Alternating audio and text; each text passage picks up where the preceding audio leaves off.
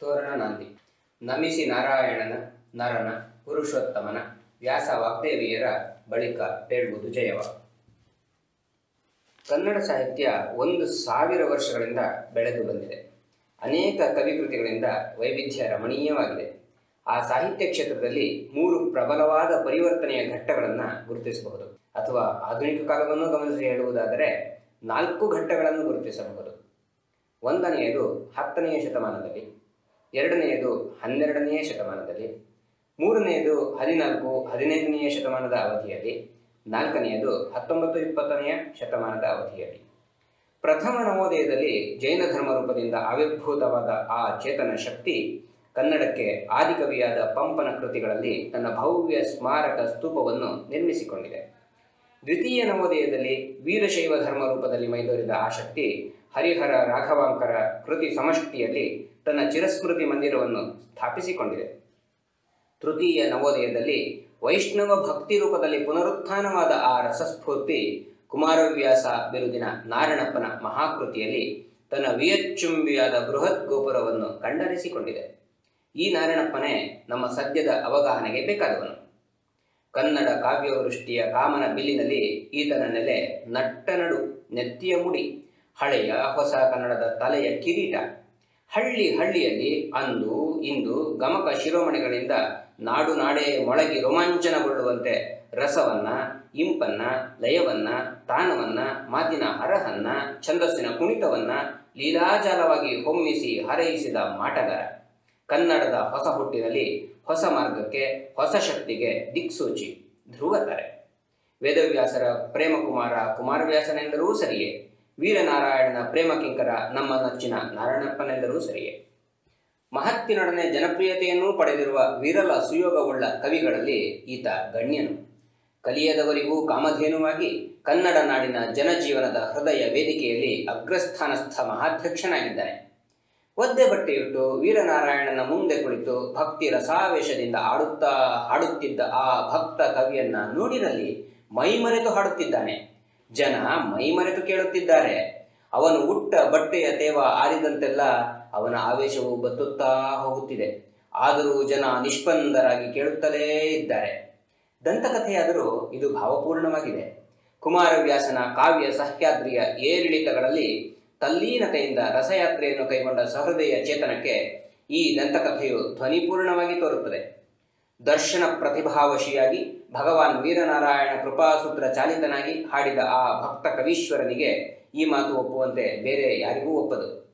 ನಾಡಿನ ಜನ ಶತಮಾನಗಳಿಂದ ಹಾಡಿಸಿ ಕೇಳುತ್ತಲೇ ಇರುವ ಈ ಕವಿ ನಿಶ್ಚಿತವಾಗಿ ಯಾವ ಶತಮಾನದಲ್ಲಿದ್ದ ಎಂಬುದೇ ಸ್ಪಷ್ಟವಾಗಿ ತಿಳಿಯದಾಗಿದೆ. 13ನೇ ಶತಮಾನದಿಂದ 15ನೇ ಶತಮಾನದ ತನಕ ಅವನ ಕಾಲ ತೇಂಕಾಡುತ್ತಿದೆ. ಮಹಿಮಾವಂತನಾದುದರಿಂದಲೋ ಏನೋ ಆ ಎಲ್ಲ ಶತಮಾನಗಳಲ್ಲೂ ಅವನಿದ್ದನೆಂಬ ದಂತಕಥೆಗಳು ಬೆಳೆದುಕೊಂಡಿವೆ. ಶ್ರೀಮಾನ್ ಮಂಜೇಶ್ವರ ಗೋವಿಂದ ಪೈಗಳವರು ಈತ ಸುಮಾರು 1230-35 ಇದ್ದಿರಬೇಕೆಂದು ಸಾಧಿಸಿದ್ದಾರೆ. ಕವಿಚರಿತಕಾರರು ಸುಮಾರು 1430 ಎಂದು ನಿರ್ಧರಿಸಿದ್ದಾರೆ. ವಿಜಯನಗರದ ಕೃಷ್ಣದೇವರಾಯನ ಕಾಲದಲ್ಲಿ ಎಂದರೆ 1530ರಲ್ಲಿದ್ದಿರಬೇಕೆಂದು ಕೆಲವರು ವಾದಿಸಿದ್ದಾರೆ. ಒಟ್ಟಿನಲ್ಲಿ ಏಕಾಭಿಪ್ರಾಯವಿಲ್ಲ. ಈಗ ಸದ್ಯಕ್ಕೆ ನಮಗೆ ತಿಳಿದಿರುವಂತೆ ಕುಮಾರವ್ಯಾಸನನ್ನು ಭಾಸ್ಕರ ಕವಿ ಬಹಳವಾಗಿ ಅನುಕರಣೆ ಮಾಡಿರುವುದರಿಂದ 1423ಕ್ಕಿಂತ ಮುಂಚೆಯೇ ನಾರಣಪ್ಪನು ಪ್ರಸಿದ್ಧನಾಗಿರಬೇಕು ಎಂಬುದರಲ್ಲಿ ಸಂದೇಹವೇ ಇಲ್ಲ. ತನ್ನ ಕಾಲವನ್ನು, ಕುಲಗೋತ್ರವನ್ನು, ಬಿರುದಂಕಿತಗಳನ್ನು ಕುಮಾರವ್ಯಾಸನೇ ಹೇಳಿಕೊಳ್ಳಲಿಲ್ಲ. ತಮಗೆ ತೋರಿದಂತೆ ತಮ್ಮ ಆಸೆಗೆ ತಕ್ಕಂತೆ ಕೆಲವರು ಅವನಿಗೆ ಲಾಂಛನವಿತ್ತು. ಆ ಕಾರಣಕ್ಕಾಗಿಯೇ ಅವನಿಗೆ ತಮಗೆ ಬೇಕಾದುದೊಂದು ಕಾಲವನ್ನಿತ್ತರು. ಕಾಲವನ್ನೇನೋ ನಿರ್ಧರಿಸಲೇಬೇಕು. ಆದರೆ ಇಂತಹ ಮಹಾಕವಿ ಯಾವ ಕುಲಕ್ಕೆ ಸೇರಿದವನೆಂದು ಬೇರು ಅಗೆಯುವುದಾದರೂ ಏಕೆ? ಆತ ದೊಡ್ಡ ಕವಿ, ಮತತ್ವದಿಂದಲ್ಲ ಕವಿತ್ವದಿಂದ.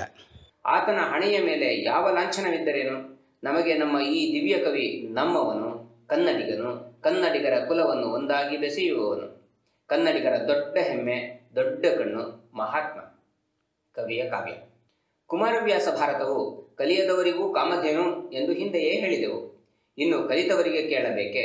ಕಾವ್ಯಕ್ಕೆ ಗುರು. ಆ ಗುರು ಕಾವ್ಯವನ್ನು ಓದಿ ಹುಚ್ಚಾಗದ ಸಹೃದಯರಿಲ್ಲ. ಕುಮಾರವ್ಯಾಸನು ಹಾಡಿದನೆಂದರೆ ಕಲಿಯುಗ ದ್ವಾಪರವಾಗುವುದು, ಭಾರತ ಕಣ್ಣಲ್ಲಿ ಕುಣಿಯುವುದು, ಮೈಯಲ್ಲಿ ಮಿಂಚಿನ ಹೊಳೆ ತುಳುಕಾಡುವುದು. ಕವಿಯ ಕಾವ್ಯವನ್ನು ಓದುವ ಮೊದಲು ಈ ಮಾತುಗಳನ್ನು ಕೇಳಿದರೆ ಕಾವ್ಯ ಸೌಂದರ್ಯಕ್ಕಾಗಿ ಅವನ್ನು ಮೆಚ್ಚಿಕೊಳ್ಳುತ್ತೇವೆ. ಆದರೆ ಕುಮಾರವ್ಯಾಸನ ಕಾವ್ಯ ಕುರುಕ್ಷೇತ್ರದಲ್ಲಿ ನಡೆಯುವ ಆ ವಿದ್ಯುತ್ ಘರ್ಷಣವನ್ನು ಕಂಡು ಉಂಡಾಗ, ಅವನ ಪ್ರತಿಭಾ ವಿದ್ಯುತ್ ಪ್ರವಾಹದಲ್ಲಿ ಮುಳುಗಿ ಮೇಲೆದ್ದು ಈಜಿ ಬಂದಾಗ ಮೇಲಿನ ಮಾತು ಸುಂದರ ಸತ್ಯವಾಗುತ್ತದೆ. ಇಂತಹ ಈ ಕಾವ್ಯವನ್ನು ಬರೆದ ಕವಿ ತನ್ನನ್ನು ಬರಿಯ ಲಿಪಿಕಾರನೆಂದುಕೊಳ್ಳುತ್ತಾನೆ. ದರ್ಶನ ಪ್ರತಿಭೆಗೆ ತನ್ನನ್ನು ತಾನು ಲಿಪಿಕಾರನನ್ನಾಗಿ ಮಾಡಿಕೊಂಡರೆ ಮಾತ್ರ ಮಹಾಕಾವ್ಯ ಮೂಡಿಬರುತ್ತದೆ ಎಂಬುದಕ್ಕೆ ಕುಮಾರವ್ಯಾಸನೇ ಸಾಕ್ಷಿ. ಹಾಗಾಗಿ ಭಗವದ್ ಅಭಿವ್ಯಕ್ತಿಗೆ ಪಾತ್ರ ಮಾತ್ರನಾಗುತ್ತಾನೆ. ಅಂತಹವನಿಗೆ ಕಾವ್ಯ ರಮಣೀಯಾರ್ಥ ಪ್ರತಿಪಾದಕ ಶಬ್ದ ಮಾತ್ರ ಅಲ್ಲ. ಕುಮಾರವ್ಯಾಸನೇ ಹೇಳಿದ್ದಾನೆ, ಚಾರು ಕವಿತೆಯ ಬಳಕೆಯಲ್ಲ, ವಿಚಾರಿಸುವಡೆ ಅಳವಲ್ಲ ಎಂದು. ಕಲೆಗಾಗಿ ಕಲೆ ಎಂಬುದು ಅವನಿಗೆ ಒಲ್ಲದ ಮಾತು. ವ್ಯಾಸಭಾರತವನ್ನು ಕುರಿತು ದುರಿತವ್ಯಾಳ ವಿಷಜಾಂಗುಳಿಕ, ದುರಿತ ದುರ್ಗ ವಿಭೇದಕರ, ಕಾಯಕಲ್ಮಷ ಹರವಖಿಳ ನಿಶ್ರೇಯಸದ ಸದ್ರೂಪುವಿನ ಸಂದಾಯಕ, ಪುಣ್ಯಸ್ತೋಮ ತರುಗಳಿಗೆ ಈ ಮಹಾಭಾರತ ಕಥಾಮೃತ ರಾಮಣೀಯಕ ಫಲವಲ ಎಂದೆಲ್ಲ ಹಾಡಿದ ಕವಿಗೆ ತನ್ನ ಭಾರತವಾದರೂ ಏನಾಗಬೇಕೆಂಬುದು ಕಾಣದಿರಲಿಲ್ಲ. ಆದರೆ ಈ ಭಾರತ ಆ ಭಾರತದ ಪ್ರತಿಕೃತಿಯಲ್ಲ. ಇದು ಪಂಪನ ಪ್ರತಿಚ್ಛಾಯೆಯೂ ಅಲ್ಲ. ಮಹರ್ಷಿ ವ್ಯಾಸರ ಕಾವ್ಯವನ್ನು ಕನ್ನಡದಲ್ಲಿ ಪಂಪನಂತಹ ಮಹಾಕವಿ ರಚಿಸಿದ ಮೇಲೆ ಮತ್ತೊಬ್ಬ ಕವಿ ಆ ಕಾವ್ಯವನ್ನು ಹೆಚ್ಚು ಸಮರ್ಪಕವಾಗಿ ನವೋನವ್ಯವಾಗಿ ಮಾಡುತ್ತೇನೆಂದು ಹೊರಡುವುದು ಸಾಹಸದ ಮಾತೇ ಸರಿ. ಕುಮಾರವ್ಯಾಸ ಆ ಮಹಾಸಾಹಸವನ್ನು ಸಾಹಸವೆಂದೇ ಭಾವಿಸದೆ ಕೈಕೊಂಡಿದ್ದಾನೆ. ಪಂಪನನ್ನು ಓದಿಯೇ ಇಲ್ಲವೇನೋ ಎನ್ನುವಷ್ಟು ಮಟ್ಟಿಗೆ ಹೊಸ ಕಾವ್ಯವನ್ನು ಸೃಷ್ಟಿಸಿದ್ದಾನೆ ಎಂದರೆ ಯಾರೂ ಆಶ್ಚರ್ಯಗೊಳ್ಳಬೇಕಾಗಿಲ್ಲ. ಪಂಪ ಶ್ರೇಷ್ಠತಮವಾಗಿ ಸೃಷ್ಟಿಸಿರುವ ಭಾಗಗಳನ್ನು ಇವನು ಅದಕ್ಕೆ ಸರಿಮಿಗಿಲಾಗುವಂತೆ, ತಾನು ಅವನನ್ನು ಓದಿಲ್ಲದೆ ಬರೆಯುತ್ತಿರುವಂತೆ ಸೃಷ್ಟಿಸಿರುವುದನ್ನು ನೋಡಬಹುದು. ಕೃಷ್ಣಕರ್ಣರ ಸಂವಾದ ಪ್ರಸಂಗವೇ ಇದಕ್ಕೆ ಉದಾಹರಣೆ ಆಗಬಲ್ಲದು. ಪಂಪನ ಪ್ರತಿಭಾ ಶ್ವೇತಛತ್ರದಲ್ಲಿ ತನ್ನ ಕಾವ್ಯಸೀಮೆಯನ್ನು ವಿಸ್ತರಿಸಿಕೊಂಡ ಸಾಮಂತ ಚೂಡಾಮಣಿ ಕವಿ ರನ್ನನನ್ನು, ಸರ್ವಸ್ವತಂತ್ರವಾದ ಅವಧೂತ ರಾಜ್ಯವನ್ನು ನಿರ್ಮಾಣ ಮಾಡಿಕೊಂಡ ಕವಿ ಕುಮಾರವ್ಯಾಸನನ್ನು ಹೋಲಿಸಿ ನೋಡಿದಾಗ ಗೊತ್ತಾಗುತ್ತದೆ ಈ ನಾರಣಪ್ಪನ ಮಹಾಪ್ರತಿಭೆಯ ಶಕ್ತಿ. ಕುಮಾರವ್ಯಾಸ ವಿಶಿಷ್ಟ ಶಕ್ತಿಯ ಸ್ವತಂತ್ರ ಕವಿ. ಅವನ ಕಾವ್ಯ ಹಾಗೆಯೇ ವಿಶಿಷ್ಟ, ಸ್ವತಂತ್ರ. ಪ್ರಾರಂಭದ ಪರ್ವಗಳಲ್ಲಿ ಹೆಚ್ಚು ಕಡಿಮೆ ವ್ಯಾಸರನ್ನೇ ಹಿಂಬಾಲಿಸಿಕೊಂಡು ಹೊರಟ ಈತ ಯುದ್ಧ ಪರ್ವಗಳು ಬಂದಾಗ ತನ್ನ ದಾರಿಯನ್ನು ತಾನು ಹಿಡಿದುಕೊಂಡು ಹೋಗುತ್ತಾನೆ. ಒಟ್ಟಿನಲ್ಲಿ ಕಥೆಗಾಗಿ ಇವನು ವ್ಯಾಸರನ್ನು ಆಶ್ರಯಿಸಿದ್ದಾನೆಯೇ ಹೊರತು ಪಂಪನನ್ನಲ್ಲ. ರೀತಿಯ ದೃಷ್ಟಿಯಲ್ಲಂತೂ ತನ್ನನ್ನೇ ಅಭಿವ್ಯಕ್ತಿಗೊಳಿಸಿಕೊಂಡಿದ್ದಾನೆ. ಕಥೆಯ ದೃಷ್ಟಿಯಲ್ಲಿ ಪಂಪನಿಗೂ ಇವನಿಗೂ ಬಹಳ ಅಂತರವಿದ್ದುದರಿಂದಲೂ ಈ ರೀತಿಯ ಅನನ್ಯತೆಯಿಂದಲೂ ಕುಮಾರವ್ಯಾಸ ಭಾರತ ಕನ್ನಡದಲ್ಲಿ ವಿಶಿಷ್ಟ ಸ್ವತಂತ್ರ ಕೃತಿಯಾಗಿದೆ. ಪಂಪನಿಗೆ ಭಾರತ ಲೌಕಿಕ ಕಾವ್ಯವಾಯಿತು. ಕುಮಾರವ್ಯಾಸನಿಗೆ ಭಗವದ್ವಿಲಾಸ ಭೂಮಿಕೆಯಾಯಿತು. ಪಂಪನಿಗೆ ಅದು ತನ್ನ ಕಾವ್ಯ ಪ್ರತಿಭೆಯ ಪ್ರಕಾಶನದ ಒಂದು ಪ್ರಕಾರವಾಯಿತು. ಕುಮಾರವ್ಯಾಸನಿಗೆ ಆತ್ಮಪ್ರಕಾಶನದ ಏಕೈಕ ಪ್ರಕಾರವಾಯಿತು. ಹೀಗಾಗಿ ಪಂಪನ ಪ್ರತಿಭೆ ಇಕ್ಕಡಿಯಾಗಿ ಅವನ ಎರಡು ಕಾವ್ಯಗಳಲ್ಲಿ ವ್ಯಕ್ತವಾದರೆ, ಇವನ ಪ್ರತಿಭೆ ಒಂದೇ ಕೃತಿಯಲ್ಲಿ ಏಕೀಭವಿಸಿ ಜಾಜ್ವಲ್ಯಮಾನವಾಯಿತು. ಪಂಪ ತನ್ನ ಪ್ರಜ್ಞೆಯನ್ನು ಲೌಕಿಕ ಕಾವ್ಯ ಪ್ರಜ್ಞೆಯನ್ನಾಗಿ ಒಂದೆಡೆಯೂ, ಧರ್ಮ ಕಾವ್ಯ ಪ್ರಜ್ಞೆಯನ್ನಾಗಿ ಮತ್ತೊಂದೆಡೆಯೂ ಮಾಡಿಕೊಂಡದ್ದರಿಂದ ಅವನ ವ್ಯಕ್ತಿತೆಯಲ್ಲಿ ಇಮ್ಮೊಗವನ್ನು ಕಾಣುತ್ತೇವೆ. ಕುಮಾರವ್ಯಾಸ ತನ್ನ ಕಾವ್ಯಯೋಗವನ್ನು ಆತ್ಮಯೋಗದಿಂದ ಬೇರೆ ಎಂದು ಎಂದೂ ಭಾವಿಸದೇ ಇದ್ದುದರಿಂದ ತನ್ನ ಸಮಗ್ರ ವ್ಯಕ್ತಿತೆಯ ಅಖಂಡ ಸ್ವರೂಪವನ್ನು ಅವನು ಪ್ರತಿಮಿಸುವುದು ಸಾಧ್ಯವಾಯಿತು. ಈ ದೃಷ್ಟಿಯಿಂದ ಕುಮಾರವ್ಯಾಸ ಅದ್ವಿತೀಯ. ಕುಮಾರವ್ಯಾಸನ ಕಾವ್ಯ ರೀತಿಯ ವಿಚಾರವಾಗಿ ಒಂದೆರಡು ಮಾತನ್ನು ಹೇಳದಿದ್ದರೆ ತಪ್ಪಾಗುತ್ತದೆ. ಸಾಮಾನ್ಯವಾಗಿ ಕುಮಾರವ್ಯಾಸನನ್ನು ಭಾಮಿನಿ ಷಟ್ಪದಿಕಾರ ಎಂದು ಹೇಳುವುದರಿಂದ ಗುರುತಿಸುವುದೂ ಉಂಟು. ಆದರೆ ಇದೇ ಅವನ ರೀತಿ ಅಲ್ಲ. ಆ ರೀತಿಯ ಕೊನೆಯ ಅವಸ್ಥಾ ಮಾತ್ರ ಅದು. ಅವನ ರೀತಿ ಮಹಾಕವಿಯ ರೀತಿ, ಮಹಾಪ್ರಾಜ್ಞನ ರೀತಿ, ಅದೇ ರೂಪಕ ರೀತಿ. ವಿಸ್ಡಮ್ ಸ್ಪೀಕ್ಸ್ ಫಸ್ಟ್ ಇನ್ ಇಮೇಜಸ್ ಎಂದು ಡಬ್ಲ್ಯೂ ಬೀಟ್ಸ್ ಹೇಳುವ ಮಾತುಗಳನ್ನು ಇಲ್ಲಿ ನೆನೆದುಕೊಳ್ಳಬಹುದು. ಕುಮಾರವ್ಯಾಸ ಕಾಣುವುದು ರೂಪಕಗಳನ್ನು, ಮಾತನಾಡುವುದು ರೂಪಕಗಳನ್ನು. ಅಷ್ಟೇ ಏಕೆ, ಅವನ ಸಾಧಾರಣತಮ ಭಾಷೆಯು ರೂಪಕದಿಂದ ದೀಪ್ತಗೊಂಡಿರುತ್ತದೆ. ಈ ಭೂಮಿಕೆಯಲ್ಲಿ ಇವನನ್ನು ಸರಿಗಟ್ಟುವ ಕವಿ ಕನ್ನಡದಲ್ಲಿ ಇಲ್ಲವೇ ಇಲ್ಲ. ಅವನನ್ನು ರೂಪಕ ಸಾಮ್ರಾಜ್ಯ ಚಕ್ರವರ್ತಿ ಎಂದು ಕರೆದ ಮಾತು ಗಾದೆಯಾಗಿದೆ. ಉದಾಹರಣೆಗಾಗಿ ಒಂದೆರಡು ರೂಪಕಗಳನ್ನು ನೋಡಬಹುದು. ಶಿವನ ಕಾರುಣ್ಯಾಯುಧವೇ ಮಸೆದುದು ಸುರೇಂದ್ರ ಸ್ನೇಹ ಸಾಣೆಯಲ್ಲಿ. ಮುನಿಯ ಮಾತಿನ ಬಲೆಗೆ ಸಿಲುಕಿತು ಜನಪತಿಯ ಚೈತನ್ಯ ಮೃಗ. ನಮ್ಮ ಭಾಗ್ಯದ ಬಾಣಸಿಗ ವಿಧಿ ವಿಷವ ಬೆರೆಸುವಡೆ ಆರು ಕಾವರು. ಬಂಧುಗಳ ದರುಶನ ಫಲವಲ ಸಂಸಾರ ತರುವಿಂಗೆ. ಅಪಕೀರ್ತಿ ನಾರಿಯ ಸೆರಗ ಹಿಡಿದರು. ಹೀಗೆ ಅವನು ನುಡಿಯುವ ಭಾಷೆಯೇ ಭಾವವಾಗುತ್ತದೆ, ಭಾಷೆಯೇ ರೂಪಕವಾಗುತ್ತದೆ. ರೂಪಕವನ್ನು ಆ ನುಡಿಯಿಂದ ಬಿಡಿಸಿ ತೆಗೆಯುವುದಕ್ಕೆ ಸಾಧ್ಯವಾಗುವುದಿಲ್ಲ. ಯಾರನ್ನಾದರೂ ಅನುವಾದ ಮಾಡಬಹುದು, ಕುಮಾರವ್ಯಾಸನನ್ನು ಅನುವಾದ ಮಾಡುವುದು ಎಂದೆಂದಿಗೂ ದುಸ್ಸಾಧ್ಯ. ಕಾರಣ ಅವನ ಪ್ರತಿಭೆ ಭಾಷೆಯಲ್ಲಿ ಆವಿರ್ಭವಿಸಿದೆ. ಆದುದರಿಂದಲೇ ಅವುಗಳಲ್ಲಿ ಅವಿಭಾಜ್ಯವಾದ ಶಕ್ತಿ ಪ್ರಜ್ವಲಿಸುತ್ತದೆ.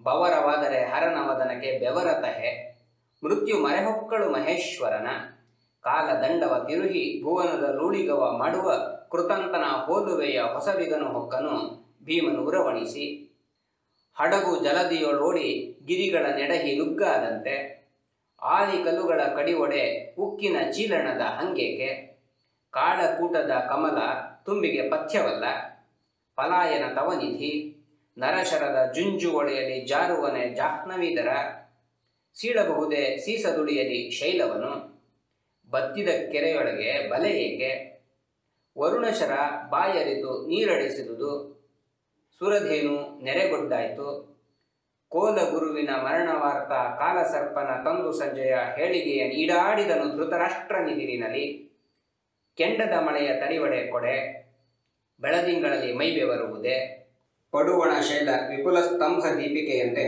ರವಿ ಮೆರೆದ, ರುಧಿರದ ತಿಲಕನಾಥನ ಲೈ ಧರಾಂಗನೆಗೆ, ನುಡಿಗಳ ಕಾಳಕೂಟವ ಬಡಿಸುವೆನು ಕಿವಿಯಾರ ಸವಿಯಂದ, ಮುಂದಣ ಕಾಳಗದ ಕರ್ಣಾಮೃತದ ಮಳೆಗಾಲ ಮಾದುದು ವಿಲೋಚನದ ಮಳೆಗಾಲವಾಯ್ತೆಂದ, ಘನಶೋಕವಹ್ನಿಯ ಮೇಹುಗಾಡಿನ ಮನ, ಅರಿವಿನ ಸೆರಗು ಹಾರಿತು, ಅಂಬುನಿಧಿ ಮಕರಂದವಾದರೆ ತುಂಬಿಯಾಗನೆ ಒಡವ, ಸಿಡಿಲು ಸಿಗುರೆದ್ದಂತೆ ರೋಷವೀರಲೆಯಾಯಿತು, ಮಾತು ಹೊಲಸಿನ ಗಂಧವಾಗಿದೆ.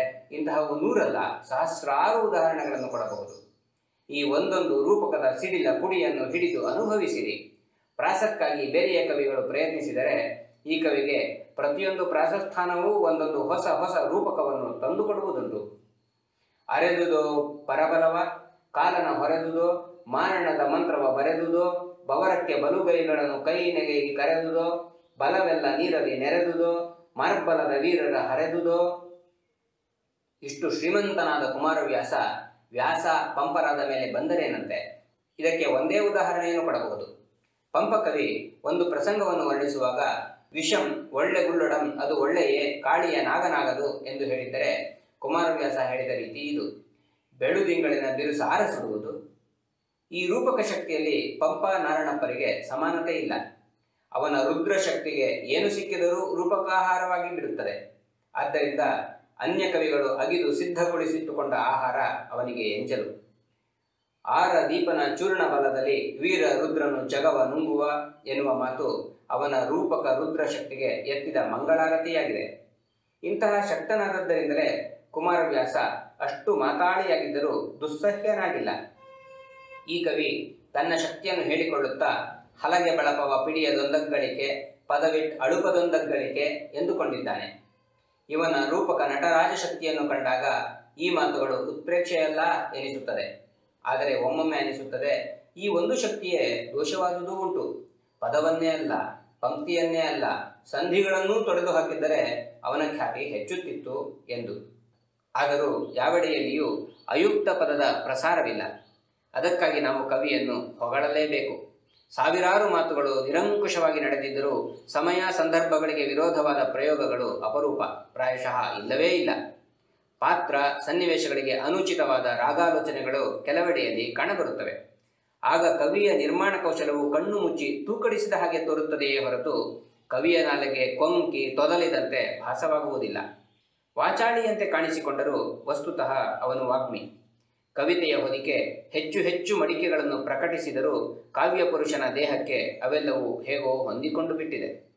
ಕುಮಾರವ್ಯಾಸನ ಭಾಷಾ ಪದ್ಧತಿ ಸ್ವತಂತ್ರವಾದದ್ದು, ಎಲ್ಲಿಯೂ ಅತಂತ್ರವಾಗಿಲ್ಲ. ಕುತಂತ್ರವಂತೂ ಅದಕ್ಕೆ ತೀರ ಹೊರವು. ಸಂಧ್ಯಾ ಸಮಯ ಪಶ್ಚಿಮ ದಿಕ್ಕಿನಲ್ಲಿ ಬಣ್ಣಗಳ ಹರಹು ವಿಪರೀತ. ಸಾಗರದ ನೀಲವರ್ಣದ ನೀರಿನ ರಾಶಿ ವಿಪರೀತ. ವೈಶಾಖದಲ್ಲಿ ಅರಳಿಯ ಮರಕ್ಕೆ ಹಸಿರು ಎಲೆಗಳ ಸಮೃದ್ಧಿ ವಿಪರೀತ. ಹಾಗೆ ನಾರಣಪ್ಪನಲ್ಲಿ ವಚನ ವೈಭವ ವಿಪರೀತ.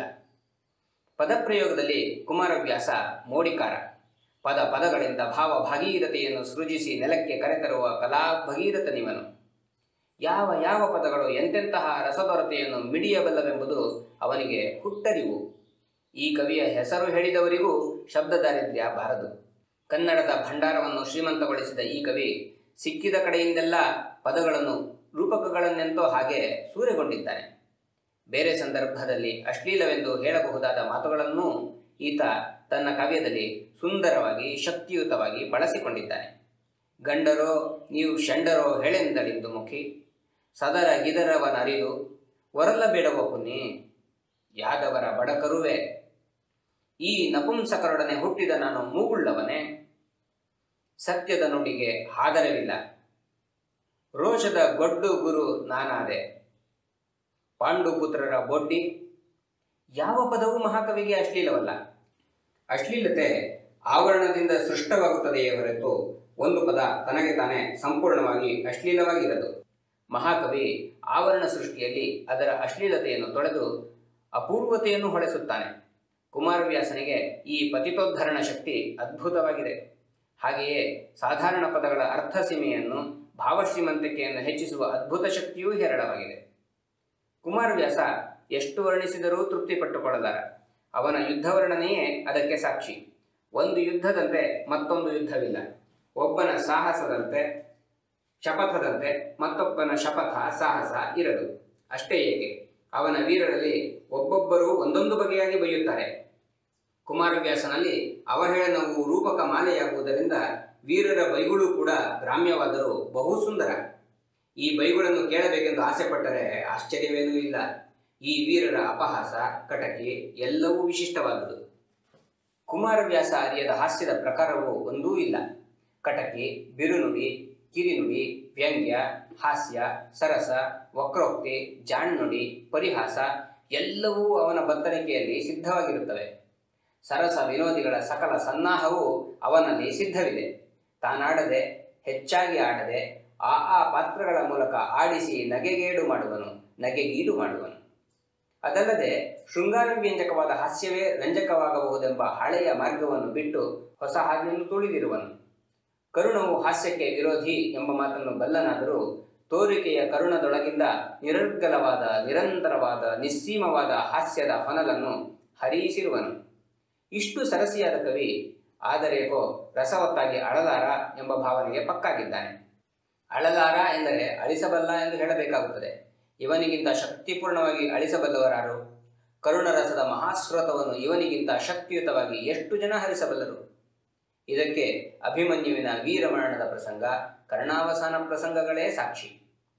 ತನ್ನ ಕೃತಿಯನ್ನು ವಿರಹಿಗಳ ಶೃಂಗಾರ ಎಂದ ಕವಿ ಕುಮಾರವ್ಯಾಸ ಉಳಿದ ಬಹಳ ಕವಿಗಳಂತೆ ಅತಿ ಶೃಂಗಾರ ಪ್ರೀತನಾಗದೆ ಹದವರಿತು ತನ್ನ ಕಾವ್ಯದಲ್ಲಿ ಆ ರಸವನ್ನು ಹರಿಸಿದ್ದಾನೆ. ಕುಮಾರವ್ಯಾಸ ಯೋಗಿಯ ಕಾವ್ಯ ಪದ್ಧತಿಯಲ್ಲಿ ಹಲವು ದೋಷಗಳಿರಬಹುದು. ಆದರೆ ಶೃಂಗಾರ ಪ್ರಿಯತೆಯಿಂದ ತನ್ನ ಕೃತಿಯನ್ನು ಹದಗೆಡಿಸಿದನೆಂದು ಮಾತ್ರ ಅವನನ್ನು ದೂರುವ ಹಾಗಿಲ್ಲ. ಮಿಕ್ಕ ಕವಿಗಳು ಕ್ಲೇಶಪಟ್ಟು ಸಾಧಿಸುವ ಹಲವು ವರ್ಣನೆಗಳಿಗೆ ಇಲ್ಲಿ ಸ್ಥಳವೇ ಸಿಕ್ಕಿಲ್ಲ. ಒಂದು ವೇಳೆ ಅಂಥ ವಿಷಯ ಬಂದರೂ ಸಂದರ್ಭೋಚಿತವಾಗಿರುತ್ತದೆ. ಭಾರತದಲ್ಲಿ ಶೃಂಗಾರವು ಅಮುಖ್ಯವಾದ ರಸ. ಅದನ್ನು ಆ ಮೆಟ್ಟಲಲ್ಲೇ ನಿಲ್ಲಿಸಿದರೂ ನಿರೂಪಣೆಯನ್ನು ಲೋಕೋತ್ತರವಾಗಿ ನಿರ್ವಹಿಸುವ ಶಕ್ತಿ ಕುಮಾರವ್ಯಾಸನಂಥ ಮಹಾಕವಿಗೆ ಮಾತ್ರ ಸಾಧ್ಯ. ಪ್ರಕೃತಿ ವರ್ಣನೆಯಲ್ಲಿ ಈ ಕವಿ ಅಂಧನಲ್ಲದಿದ್ದರೂ ಉದಾಸೀನ, ವಿರಕ್ತ. ಅಂದರೆ ಪ್ರಕೃತಿಯನ್ನೇ ಆರಾಧ್ಯ ವಸ್ತುವನ್ನಾಗಿ ಮಾಡಿಕೊಂಡಿಲ್ಲ ಎಂದಷ್ಟೇ. ಮಾನವ ಪ್ರಕೃತಿಯ ಚಿತ್ರಣಕ್ಕೆಷ್ಟು ಬೇಕೋ ಅಷ್ಟು ಮಾತ್ರ ಪ್ರಕೃತಿಯನ್ನು ಚಿತ್ರಿಸುತ್ತಾನೆ. ವಿರಹ ಹತ ಕೀಚಕನಿಗೆ ಬಲಿದ ಚಂದ್ರಿಕೆ ಕರಗಿ ಕಡುಗಿದ ತವರವಾದುದು ಎನ್ನುತ್ತಾನೆ. ಭೀಷ್ಮಾವಸಾನದಲ್ಲಿ ಅಸ್ತಾಚಲಗತ ಸೂರ್ಯ ಪಡುವಣ ಶೈಲ ವಿಪುಲ ಸ್ತಂಭ ದೀಪಿಕೆಯಂತೆ ಮೆರೆದ ಎನ್ನುತ್ತಾನೆ. ಈ ಮಾತುಗಳಿಗೆ ದೀರ್ಘವಾದ ವ್ಯಾಖ್ಯಾನ ಬರೆಯಬಹುದು. ಇಷ್ಟಲ್ಲದೆ ರಮಣೀಯವಾದ ಆದರೆ ಮಿತವಾದ ಪ್ರಕೃತಿ ವರ್ಣನೆಯನ್ನು ನೋಡಿ. ವಸಂತಕಾಲ ಹೇಗಿತ್ತೆಂದರೆ, ತೆಗೆದುದಗ್ಗದ ತಂಪು, ನದಿ ಸರಸಿಗಳ ತಡಿಯಲ್ಲಿ ಹಜ್ಜೆಯಾದುದು, ಹಗಲು ಹಾವಸೆ ಹರಿದು ಹೊಕ್ಕರಿಸಿದುದು ಹಿಮಜಲವ, ಸೊಗಸಿದವು ನೆಳಲುಗಳು ದೂರಕ್ಕೆ, ಸೆಗಳಿಕೆಗಳು ಏರಿದವು, ತಂಗಾಳಿಗೆ ವಿಹಾರಿಸಿ ಮೈಯ ತೆತ್ತುದು ಕೂಡೆ ಜನನಿಕರ. ಮಳೆಗಾಲವನ್ನು ವರ್ಣಿಸುವ ಬಗೆ ಹೀಗೆ: ಉಡುಗಣ ದೊಡ್ಡ ಕಾಣೆನು, ಮುಗಿಲ ಬೆನಕಗೆ ಲಡ್ಡುಗೆಗಳಾದವು ಸಮಸ್ತ ಗ್ರಹ ಸುತಾರೆಗಳು, ಸೂರ್ಯೋದಯ ತಾವರೆ ಎದೆಯ ಬೀಯಗವನ್ನು ತರಿಯುತ್ತದಂತೆ ಇತ್ಯಾದಿ. ಮಾನವ ಪ್ರಕೃತಿಯನ್ನು ಮಾತ್ರ ಇವನಂತೆ ಬಹಳ ಜನ ಚಿತ್ರಿಸಿಲ್ಲ. ಪಶುವಿನಿಂದ ಸ್ಥಿತಪ್ರಜ್ಞನವರೆಗೆ ಕುಮಾರವ್ಯಾಸ ಯೋಗೀಂದ್ರ ಅರಿಯದ ಮನೋವೃತ್ತಿ ಇಲ್ಲ. ಕೇವಲ ಬಾಹ್ಯ ವರ್ಣನೆಯಲ್ಲೇ, ವಿಭವಾನುಭಾವಗಳ ಚಿತ್ರಣದಲ್ಲೇ ಪಾತ್ರಗಳ ಮನಸ್ಥಿತಿಯನ್ನು ಘನೀಕೃತವಾದಂತೆ ಚಿತ್ರಿಸಬಲ್ಲನು. ಊಹೆದೆಗಹಿನ ಕಂಬನಿಯ ತನಿ ಮೋಹರದ ಘನ ಶೋಕವಹ್ನಿಯ ಮೇಹುಗಾಡಿನ ಮನದ ಕೌರವನು ಇತ್ತನು ಓಲಗವ. ಅರುಮರುಗರು ಶೋಕಪನ್ನಗ ಘೋರ ವಿಷ ಮುನಿವರನ ಹೃದಯವ ಗೋರಿತೆ, ಏನೆಂಬೆನು ಲತಾಂಗಿಯರ ಅಳಲ ಕಳವಳವ. ತನುವ ಮರೆದನು ಪುಳಕ ಜಲದಲ್ಲಿ ನೆನೆದು ನಾರಾಯಣನ ಪದ ದರುಶನದ ಹರುಷಾರಣ್ಯದಲ್ಲಿ ಮನ ಹೊಲಬುದಪ್ಪಿದನು. ಹೀಗೆ ನೂರಾರು ಪಂಕ್ತಿಗಳನ್ನು ಉದಾಹರಿಸಬಹುದು. ಕುಮಾರವ್ಯಾಸನ ಪಾತ್ರಗಳಲ್ಲಿ ಅದ್ಭುತ ಶಕ್ತಿಯ ಸಂಚಾರವನ್ನು ಕಾಣುತ್ತೇವೆ. ಅವನು ಸೃಷ್ಟಿಸಿದ ಭೀಮ, ದ್ರೌಪದಿ, ಅಭಿಮನ್ಯು, ಉತ್ತರ, ಕರ್ಣ, ಅರ್ಜುನ, ಕೃಷ್ಣ, ಭೀಷ್ಮ, ದ್ರೋಣ, ವಿದುರ, ಕೌರವರೇ ಇದಕ್ಕೆ ಸಾಕ್ಷಿ. ಇವರೆಲ್ಲ ಸಚೇತನ ಪಾತ್ರಗಳಾಗಿ ನಡೆದಾಡುತ್ತಾರೆ. ಜಿಗುಟಿದರೆ ರಕ್ತ ಸೋರುವ ಮಟ್ಟಿಗೆ ಪಾತ್ರಗಳು ತುಂಬುಜೀವಿಯಾಗಿವೆ. ಆದರೆ ಒಮ್ಮೊಮ್ಮೆ ಶಕ್ತಿಯ ಆಧಿಕ್ಯದಿಂದ ಮೇರೆ ಮೀರಿ ನಡೆಯುತ್ತಾರೆ. ನಾರಣಪ್ಪನ ಪಾತ್ರಗಳಲ್ಲಿ ಅದ್ಭುತ ಶಕ್ತಿಯ ಸಂಚಲನೆ ಇರುವಂತೆಯೇ ಸಂಯಮವೂ ಇದ್ದಿದ್ದರೆ ಪ್ರಪಂಚದ ಸಾಹಿತ್ಯದಲ್ಲಿ ನಮ್ಮ ಕವಿ ಅದ್ವಿತೀಯನಾಗುತ್ತಿದ್ದ. ಆತನಿಗೆ ಪಂಪನ ಸಂಯಮ ಬೇಕು ಎಂದು ಎಷ್ಟೋ ವೇಳೆ ಅನ್ನಿಸುತ್ತದೆ. ಇತರ ವರ್ಣನೆಗಳಲ್ಲಿ ಈ ಸಂಯಮವಿಲ್ಲದಿದ್ದರೆ ಚಿಂತೆ ಇಲ್ಲ. ಮಾನವ ವರ್ತನೆಯ ಚಿತ್ರಣದಲ್ಲಿ ಇದು ಬೇಕೇ ಬೇಕು. ಪಂಪನ ಭೀಷ್ಮರು, ನಾರಣಪ್ಪನ ಭೀಷ್ಮರು ಸೇನಾಧಿಪತ್ಯ ಸ್ವೀಕರಣ ಸನ್ನಿವೇಶದಲ್ಲಿ ಕರ್ಣನ ವಿಚಾರವಾಗಿ ಹೇಗೆ ವರ್ತಿಸುತ್ತಾರೆ ಎಂಬುದನ್ನು ನೋಡಿದರೆ ಮೇಲಿನ ಮಾತಿನ ಸತ್ಯ ಗೋಚರಿಸುತ್ತದೆ. ಹೀಗಾಗಿ ಕುಮಾರವ್ಯಾಸನ ಶೈಲ ಶಿಲ್ಪಗಳಲ್ಲಿ ತೋಲ ತಪ್ಪುತ್ತದೆ. ಇದರಿಂದ ಒಂದು ಲಾಭವಾಗಿರುವುದೂ ಉಂಟು. ಅವನ ಪಾತ್ರಗಳಲ್ಲಿ ಪ್ರಾಕೃತ ಸಮೃದ್ಧಿ ಇರುವುದರಿಂದ ನಾವಲ್ಲಿ ಪ್ರಾಕೃತಿಕ ರೂಕ್ಷತಾ ರಮಣೀಯತೆಯನ್ನು ಕಾಣುತ್ತೇವೆ. ಹಾಗಾಗಿ ಅಲ್ಲಿ ಮಾನವ ಸ್ವಭಾವದ ಅತಿ ಸಹಜ ಸ್ವರೂಪದ ಅನುಭವ ಆಗುತ್ತದೆ. ಭಕ್ತ ಕವಿಯಾದ ಕುಮಾರವ್ಯಾಸ ಭಗವಂತ ಮಹಿಮೆಯ ವರ್ಣನೆಯ ಅತಿರೇಕದಲ್ಲಿ ಮಾನವತೆಯನ್ನು ಮರೆಯುತ್ತಾನೆ ಎಂಬ, ಅವನು ಬರಿಯ ದೈವಚಾಲಿತ ಪಾತ್ರರನ್ನು ಚಿತ್ರಿಸಿದನೇ ವಿನ ಮಹಾಭಾರತದ ವೀರರನ್ನಲ್ಲ ಎಂಬ ಭ್ರಾಂತಿ ಬರುವುದುಂಟು. ಆದರೆ ಪೌರುಷದ ಪರಾಕಾಷ್ಠೆಯ ಚಿತ್ರವನ್ನು ಬೇಕಾದರೆ ಇಲ್ಲಿ ನೋಡಿ. ಅಭಿಮನ್ಯು ಹೇಳುತ್ತಾನೆ, ಬವರವಾದರೆ ಹರನ ವದನಕ್ಕೆ ಬೆವರತಹೆನು, ಅವಗಡಿಸಿದರೆ ವಾಸವನ ಸಲವೆನು, ಹೊಕ್ಕಡೆ ಅಹುದೆನಿಸುವೆನು ಭಾರ್ಗವನ, ಜವನ ಜವಗೆಡಿಸುವೆನು, ಸಾಕಿನ್ನು ಅವರಲೇನ್ ಅರ್ಜುನನು ಮಾಧವನು ಮುನಿದೆಡೆ ಗೆಲುವೆನು ಅಂಜದೆ ರಥವ ಹರಿಸೆಂದ. ಭೀಮ ಹೇಳುತ್ತಾನೆ, ಭೀಮ ಕಷ್ಟವನ್ನೆಸಗಿದನು, ಹಾ ಎಂದರಾದೊಡೆ ಮುಸುಡನು ಅಮರಾದ್ರಿಯಲಿದ್ದೇವೆನು ದೇವ ಸಂತತಿಯ.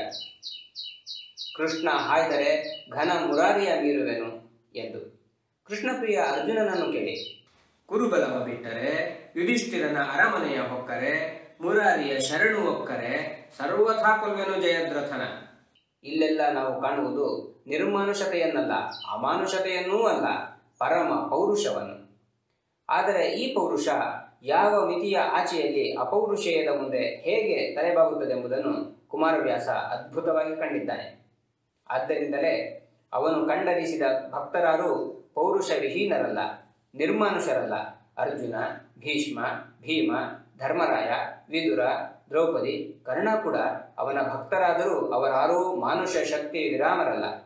ತಮ್ಮೆಲ್ಲ ಶಕ್ತಿಯಿಂದ ಕಾದುತ್ತಾರೆ, ಏದುತ್ತಾರೆ. ತಮ್ಮ ಕೈ ಮೀರಿದಾಗ ಭಗವತ್ ಶಕ್ತಿಯ ಮೊರೆ ಹೋಗುತ್ತಾರೆ. ಸೈಂಧವ ವಧೆಯಲ್ಲಿ ಶ್ರೀಕೃಷ್ಣನಿಗೆ ಮೊರೆಗೊಂಡ ಅರ್ಜುನನ ಬಗೆ ಇಂಥದ್ದು.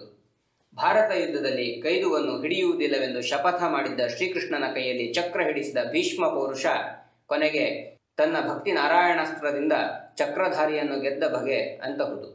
ಎದೆಯನ್ನು ಭೇದಿಸಿದ್ದ ಬಾಣವು ಪ್ರಾಣ ಹೀರುತ್ತಿರುವಾಗ ಇನ್ನೂ ಅಹತನಾಗಿದ್ದ ತನ್ನ ಬಳಿಗೆ ಬಂದ ಬ್ರಾಹ್ಮಣ ವೇಷಧಾರಿ ಶ್ರೀಕೃಷ್ಣನಿಗೆ ತನ್ನ ಕರ್ಣಕುಂಡಲ ಅಮೃತೋದಕಗಳನ್ನು ಧಾರೆ ಎರೆದ ಶ್ರೀ ಕರ್ಣನ ಮಹಾತ್ಯಾಗ ಪೌರುಷವು ಭಗವದರ್ಪಿತವಾದ ಮಹಾದ್ಭುತ ವಿಧಾನ ಅಂತಹದು. ಒಟ್ಟಿನಲ್ಲಿ ಮಹಾಕವಿ ಕುಮಾರವ್ಯಾಸನ ಪಾತ್ರಗಳು ಮಾನುಷ ದೈವ ಶಕ್ತಿಗಳ ರಂಗಸ್ಥಳವಾಗಿವೆ, ಸಂಗಮಸ್ಥಾನವೂ ಆಗಿವೆ.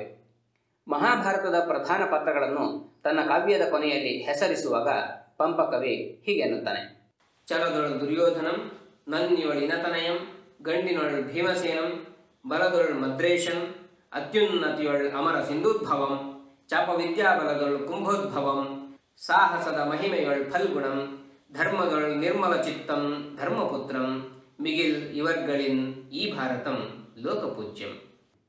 ಕುಮಾರವ್ಯಾಸನ ಪಾತ್ರ ಸೃಷ್ಟಿಯನ್ನು ವಿವೇಚಿಸುವಾಗ ಈ ಮಾಲಿಕೆಯಲ್ಲಿ ಅವನವರೇ ಆದ ವೈಶಿಷ್ಟ್ಯಪೂರ್ಣರಾದ ಶ್ರೀಕೃಷ್ಣ, ದ್ರೌಪದಿ, ಅಭಿಮನ್ಯು, ಉತ್ತರ ಕುಮಾರರನ್ನು ಸೇರಿಸಬೇಕಾಗುತ್ತದೆ. ಒಂದರ್ಥದಲ್ಲಿ ಈ ಪಾತ್ರಗಳು ಕುಮಾರವ್ಯಾಸನಿಂದಲೇ ನಮಗಿಷ್ಟು ಪರಿಚಿತವಾಗಿರುವುದು ಎಂದರೂ ಸಲ್ಲುತ್ತದೆ.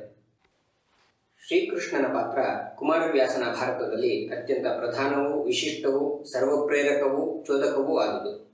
ಕವಿಯ ದೃಷ್ಟಿಯಲ್ಲಿ ಆತ ಯಾವುದೋ ಒಂದು ಪಾತ್ರವಲ್ಲ, ನಾಯಕ ಪಾತ್ರವಷ್ಟೇ ಅಲ್ಲ, ಆದರೆ ಪಾತ್ರಧಾರಿಯಾದ ಸೂತ್ರಧಾರಿ. ಹಾಗೆ ಅಲ್ಲದೆ ಅವನು ನಾಯಕ ಮಾತ್ರನಾಗಿದ್ದರೆ ಕಾವ್ಯದ ಉಳಿದ ಪಾತ್ರಗಳಂತೆ, ಸಾಮಾನ್ಯವಾಗಿ ಉಳಿದ ಕಾವ್ಯಗಳ ನಾಯಕರಂತೆ ಅವನು ಒಂದಿನಿತಾದರೂ ತೊಡಲಾಟಕ್ಕೆ ಒಳಗಾಗುತ್ತಿದ್ದ.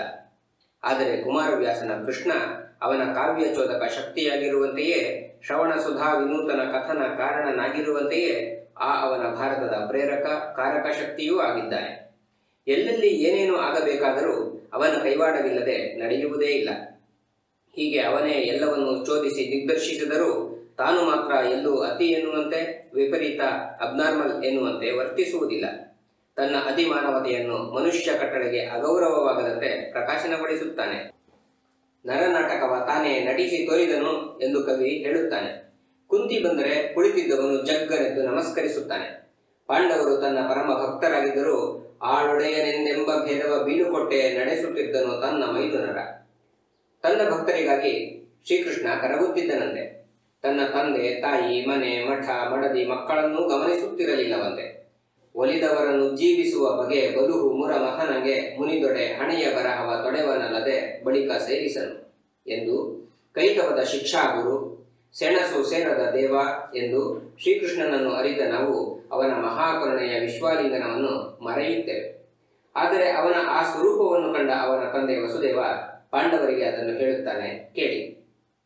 ಲೋಗರೆ ನೀವೆಮಗೆ ನಿಮಗೆ ಅರಗಾಗಿ ಕರಗುವನು, ಅದು ನಿನರಿ ತನಗಾಗದವರಿಗೆ ತನ್ನ ತೆರುವನು, ಕೊಲ್ಲುವ ಹಗೆಗೊಲಿವ ಲೋಗರು ಎನ್ನವರೆಂದು ಲೋಗರಿಗಾಗಿ ಬದುಕುವೆನು ಎಂಬ ಬಲುಗೈ ಬಾಗಿ ಕೃಷ್ಣನನ್ನು ಏನ ಹೇಳುವೆನು ಎಂದನು ಅರಸಂಗೆ.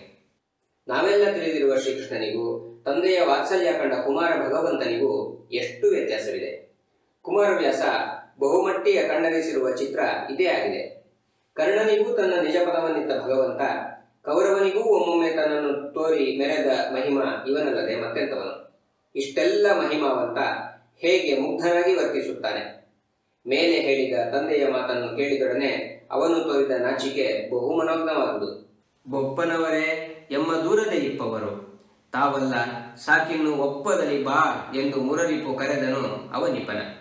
ತಂದೆಯ ವಾತ್ಸಲ್ಯಕ್ಕೆ ಧರ್ಮರಾಜನೊಡನೆ ಅವನಾಡಿದ ಮಾತಿದು. ಹಾಗೆಯೇ ಮುಂದೆ ಭೀಷ್ಮನ ಮೇಲೆ ಚಕ್ರಧಾರಿಯಾಗಿ ಪ್ರಲಯೋಲ್ಕೆಯಂತೆ ಎರಗುತ್ತಿರುವಾಗ ತನ್ನ ಮಹಾಪ್ರಮಾದವನ್ನು ಆ ಭೀಷ್ಮ ಭಕ್ತಿ ಎಚ್ಚರಿಸಲು ನಾಚಿ ಹಿಂಬರುತ್ತಾನೆ. ನಚ್ಚಿ ನಾಡಿನ ಭಿನ್ನಹಕ್ಕೆ ಮನದೊಳು ನಾಚಿ ಚಕ್ರವ ಮುಚ್ಚಿದನು ಎಂದು ಕವಿ ಬಹು ಮನೋಜ್ಞವಾಗಿ ಹೇಳುತ್ತಾನೆ. ಹೀಗೆ ದೇವದೇವನಾದರೂ ಶ್ರೀಕೃಷ್ಣ ಶ್ರೇಷ್ಠ ಮಾನವ ಭಾವಗಳನ್ನು ಪ್ರದರ್ಶಿಸುವುದನ್ನು ಕಾಣುತ್ತೇವೆ. ಮುಂದೆ ಸೈಂಧವ ವಧೆಯ ಹಿಂದಿನ ದಿನ ಪಾಶುಪತಾಸ್ತ್ರವನ್ನು ಪಾರ್ಥನಿಗೆ ಹಸ್ತಗತವಾಗಿಸಲು ತಾನೇ ಅವನನ್ನು ಕೈಲಾಸಕ್ಕೆ ಅವನ ಧ್ಯಾನ ಸ್ಥಿತಿಯಲ್ಲಿ ಕರೆದುಕೊಂಡು ಹೋಗಿ ಶಿವನಿಂದ ಆ ಮಂತ್ರವನ್ನು ಪಡೆಸಿಕೊಡುತ್ತಾನೆ. ತಾನೇ ಏಕೆ ಆ ಶಕ್ತಿಯನ್ನು ಕೊಡಬಾರದಾಗಿತ್ತು? ಆಯಾ ಶಕ್ತಿಗಳು ಆಯಾ ಪಾತ್ರಗಳಲ್ಲೇ ಹರಿದು ಬರಬೇಕೆಂಬುದನ್ನು ಉಲ್ಲಂಘಿಸದೆ ನಡೆಯುತ್ತಾನೆ ಶ್ರೀಕೃಷ್ಣ. ಹೀಗೆ ಕುಮಾರವ್ಯಾಸ ಕಂಡ ಕೃಷ್ಣ ಭಾರತದ ಸೂತ್ರಧಾರನಾಗಿದ್ದರೂ ಪಾತ್ರಧಾರಿಯಾದ ಸೂತ್ರಧಾರನಾಗಿದ್ದಾನೆ. ಅರ್ಜುನ ಶ್ರೀಕೃಷ್ಣನ ಪರಮ ಮಿತ್ರ, ಭಕ್ತ, ಗುರು ದ್ರೋಣರ ಪ್ರೇಮದ ಶಿಷ್ಯ. ದಶನಾಮವಂತನಾಗಿ ಪ್ರಸಿದ್ಧನಾದ ಇವನು ಶಿವನನ್ನು ಭಯಭರಿತ ವೀರಭಕ್ತಿಯಿಂದ ಗೆದ್ದು ಸಿದ್ಧನಾಗಿದ್ದರೂ ಅಣ್ಣನ ಆಜ್ಞೆಯನ್ನು ಮಾತ್ರ ಮೀರುತ್ತಿರಲಿಲ್ಲ. ತಮ್ಮಣ್ಣನಾಜ್ಞೆಯಲ್ಲಿ ಭ್ರಮಿತನಾಗಿಹನು ಎಂದು ದ್ರೌಪದಿ ಹಂಗಿಸುವಷ್ಟು ಅಣ್ಣನ ಭಕ್ತ. ತನ್ನ ಪ್ರಿಯತಮನಾದ ಏಕೈಕ ಪುತ್ರನ ಮರಣದಲ್ಲಿ ಅಣ್ಣನ ಮೇಲೆ ಕೋಪಿಸಿಕೊಳ್ಳಲು ಕಾರಣವಿದ್ದರೂ ಅವನಾಡುವ ವಿಸ್ಮಯಕಾರಿಯಾದ ಸಂಯಮದ ಮಾತುಗಳನ್ನು ನೋಡಬಹುದು. ಆದರೂ ತನ್ನನ್ನೇನಾದರೂ ಅಲ್ಲಗಳೆದರೆ ಮಾತ್ರ ಯಾರನ್ನೂ ಲಕ್ಷಿಸುತ್ತಿರಲಿಲ್ಲ. ಅಂತಹ ಅಣ್ಣನ ಮೇಲೆ ಕತ್ತಿಯನ್ನು ಹಿಡಿದುಕೊಂಡು ಹೋಗುತ್ತಾನೆ. ಈ ಪ್ರಸಂಗವಂತೂ ಮಾನವ ಹೃದಯದ ಮಹಾಭಯಂಕರ ಸ್ವಭಾವದ ಸತ್ಯ ಚಿತ್ರಣವಾಗಿದೆ. ಕಾರಣಾಂತರದಿಂದ ಈ ಅಂಶವನ್ನು ಪಂಪಕವಿ ಬಿಟ್ಟು ಬಿಟ್ಟಿದ್ದಾನೆ. ಹಾಗೆಯೇ ಭೀಮನ ಮೇಲೂ ಅಷ್ಟೇ ಏಕೆ ಭಗವಾನ್ ಶ್ರೀಕೃಷ್ಣನ ಮೇಲೂ ಕೋಪವಲ್ಲ, ಅಸಮಾಧಾನ ಅವನಿಗುಂಟಾಗುತ್ತಿತ್ತು. ಆದರೆ ಕುಮಾರವ್ಯಾಸನ ಅರ್ಜುನನ ವೈಶಿಷ್ಟ್ಯವು ಕಾಣುವುದು ಪ್ರಧಾನವಾಗಿ ಊರ್ವಶಿಯ ಪ್ರಸಂಗದಲ್ಲಿ, ಕರ್ಣಾವಸಾನ ಪ್ರಸಂಗದಲ್ಲಿ ಹಾಗೂ ಕಿರಾತಾರ್ಜುನಿಯ ಪ್ರಸಂಗದಲ್ಲಿ. ಕಿರಾತವೇಷದ ಶಿವನೊಡನೆ ಸೆಣಸುವಾಗ ಅವನು ತೋರಿದ ಮಾನುಷ ಅತಿಮಾನುಷ ಶಕ್ತಿ, ಶಿವನೆಂದು ತಿಳಿದಾಗ ಅವನು ತೋರಿದ ಪರಮ ಪಶ್ಚಾತ್ತಾಪಜನ್ಯವಾದ ಹೃದಯಸ್ಪರ್ಶಿಯಾದ ಶರಣಾಗತ ಭಕ್ತಿ, ಊರ್ವಶಿಯ ಸುಮನೋಹರ ಭಯಂಕರ ಪ್ರಣಯಾಭಿಲಾಷೆಯನ್ನು ಗೆಲ್ಲುವಲ್ಲಿ ತೋರಿದ ಮಹಾದ್ಭುತ ಜಿತೇಂದ್ರಿಯ ಶಕ್ತಿ, ತನ್ನ ಆಬಾಲ ಶತ್ರುವಾದ ಕರ್ಣನನ್ನು ಭೇದಿಸುವಲ್ಲಿ ತಾನು ಪಟ್ಟ ಮಾನುಷಾತೀತವಾದ ಆದರೂ ಸಹಜವಾದ ದುರ್ಭರ ಯಾತನೆ, ಇವನ್ನು ನೋಡಿದರೆ ಸಾಕು ಕುಮಾರವ್ಯಾಸನ ಅರ್ಜುನನ ವೈಶಿಷ್ಟ್ಯ ತಿಳಿದೀತು. ಇಂತಹವನಿಗೂ ಸದಾ ಶ್ರೀಕೃಷ್ಣ ಸನ್ನಿಧಾನದಲ್ಲೇ ಇರುತ್ತಿದ್ದ ಇಂತಹ ಪುಣ್ಯಾತ್ಮನಿಗೂ ಆಗಾಗ್ಗೆ ಗ್ಲಾನಿಯುಂಟಾಗುತ್ತಿತ್ತು. ಯುದ್ಧಕ್ಕೆ ಪ್ರಾರಂಭದ ಗೀತೋಪದೇಶದ ಸನ್ನಿವೇಶದಲ್ಲಿ ಮಾತ್ರವೇ ಅಲ್ಲ, ಭಗದತ್ತ ವಧಾ ಪ್ರಸಂಗದಲ್ಲಿ ತನಗೆ ನೆರವು ನೀಡಿದ ಶ್ರೀಕೃಷ್ಣನ ಮೇಲೆ ಅಸಮಾಧಾನ ಪಡುವ ಮುಹೂರ್ತದಲ್ಲಿ, ಕರ್ಣನ ಪರಾಕ್ರಮವನ್ನು ಅವನು ಹೊಗಳಿದಾಗ ಅದನ್ನು ಸಹಿಸದ ಘಳಿಗೆಯಲ್ಲಿ, ನೊಂದ ಧರ್ಮಜನಾಡಿದ ಮಾತಿಗಾಗಿ ಅವನನ್ನೇ ಕೊಲ್ಲುತ್ತೇನೆಂದು ಹೊರಟ ಕೋಪಾಂಧನಾದ ಸಮಯದಲ್ಲಿ ಅರ್ಜುನ ಮಾನವ ದೌರ್ಬಲ್ಯದ ಭಯಂಕರತೆಯನ್ನು ಅತ್ಯಂತ ಸಹಜವಾಗಿ ಪ್ರದರ್ಶಿಸಿದ್ದಾನೆ. ಭಗವಂತ ಸಾನ್ನಿಧ್ಯದಲ್ಲಿದ್ದವನಿಗೂ ಇದು ಬಿಡಲಿಲ್ಲವಲ್ಲ ಎಂಬುದನ್ನು ಬಹು ಮಾರ್ಮಿಕವಾಗಿ ಅರ್ಜುನನ ಚಿತ್ರದಲ್ಲಿ ನಾರಣಪ್ಪ ಕಾಣಿಸಿದ್ದಾನೆ. ನಾರಣಪ್ಪನ ಭೀಮ ಅತಿ ವಿಶಿಷ್ಟನಾದ ವ್ಯಕ್ತಿ. ಶಿಶುವಾಗಿದ್ದಾಗ ತಾಯ ತೊಡೆಯಿಂದ ಕೆಳಗೆ ಬಿದ್ದುದರಿಂದ ಆ ಅಡಿಗಲ್ಲೇ ಚೂರ್ಣವಾಯಿತಂತೆ. ಈ ಪ್ರಸಂಗ ವ್ಯಾಸರಲ್ಲೂ ಬಂದಿದೆ. ಇಂತಹ ಶಕ್ತ ಚಿಕ್ಕಂದಿನಲ್ಲಿ ಮಾಡಿದ ತುಂಟಾಟಕ್ಕೆ ಲೆಕ್ಕವಿಲ್ಲ. ಮರವೇರಿ ಆಡುತ್ತಿದ್ದ 100 ಜನ ಕೌರವರನ್ನು ಆ ಮರದ ಬುಡ ಅದುಗಿಸಿ ಹಣ್ಣುಗಳಂತೆ ಕೆಳಕ್ಕೆ ಉದುರಿಸುತ್ತಾನೆ. ಅಷ್ಟೇ ಅಲ್ಲ, ಉಳಿದವರು ಭೀಷ್ಮಾದಿಗಳಲ್ಲಿಗೆ ದೂರು ಕೊಂಡೊಯ್ದರೆ ತನ್ನ ಮೈಯನ್ನು ತಾನೇ ಮುಳ್ಳಿನಿಂದ ಪರಚಿಕೊಂಡು ಮೊದಲು ತಾನೇ ದೂರು ಹೇಳುವಂತಹ ತುಂಟ. ಇಂತಹ ಅದಮ್ಯ ಶಕ್ತಿಯುಳ್ಳವನು ಮುಂದೆ ಕೌರವರ ವೈರಕ್ಕೆ ನಿತ್ಯವೂ ತುತ್ತಾಗ ಬಂದಾಗ ತೋರಿದ ಶಕ್ತಿ, ಸಾಮರ್ಥ್ಯ, ಅದಕ್ಕಿಂತ ಹೆಚ್ಚಾಗಿ ಅವನು ವ್ಯಕ್ತಪಡಿಸಿದ ಮಹಾಸಂಯಮ ಅದ್ಭುತವಾದುದು. ಇಷ್ಟೆಲ್ಲಾ ಶಕ್ತನಾಗಿದ್ದರೂ ಅಧರ್ಮವನ್ನು ಕಂಡು ಸಿಡಿದೇಳುವಂತಾಗುತ್ತಿದ್ದರೂ ಅಣ್ಣನಾಜ್ಞೆಯನ್ನು ಮಾತ್ರ ಮೀರುತ್ತಿರಲಿಲ್ಲ. ಒಮ್ಮೊಮ್ಮೆ ಮೇಲೆ ದಪ್ಪುತ್ತಿದ್ದ ಮಳೆಗಾಲದ ಮಹಾನದಿಯಂತೆ.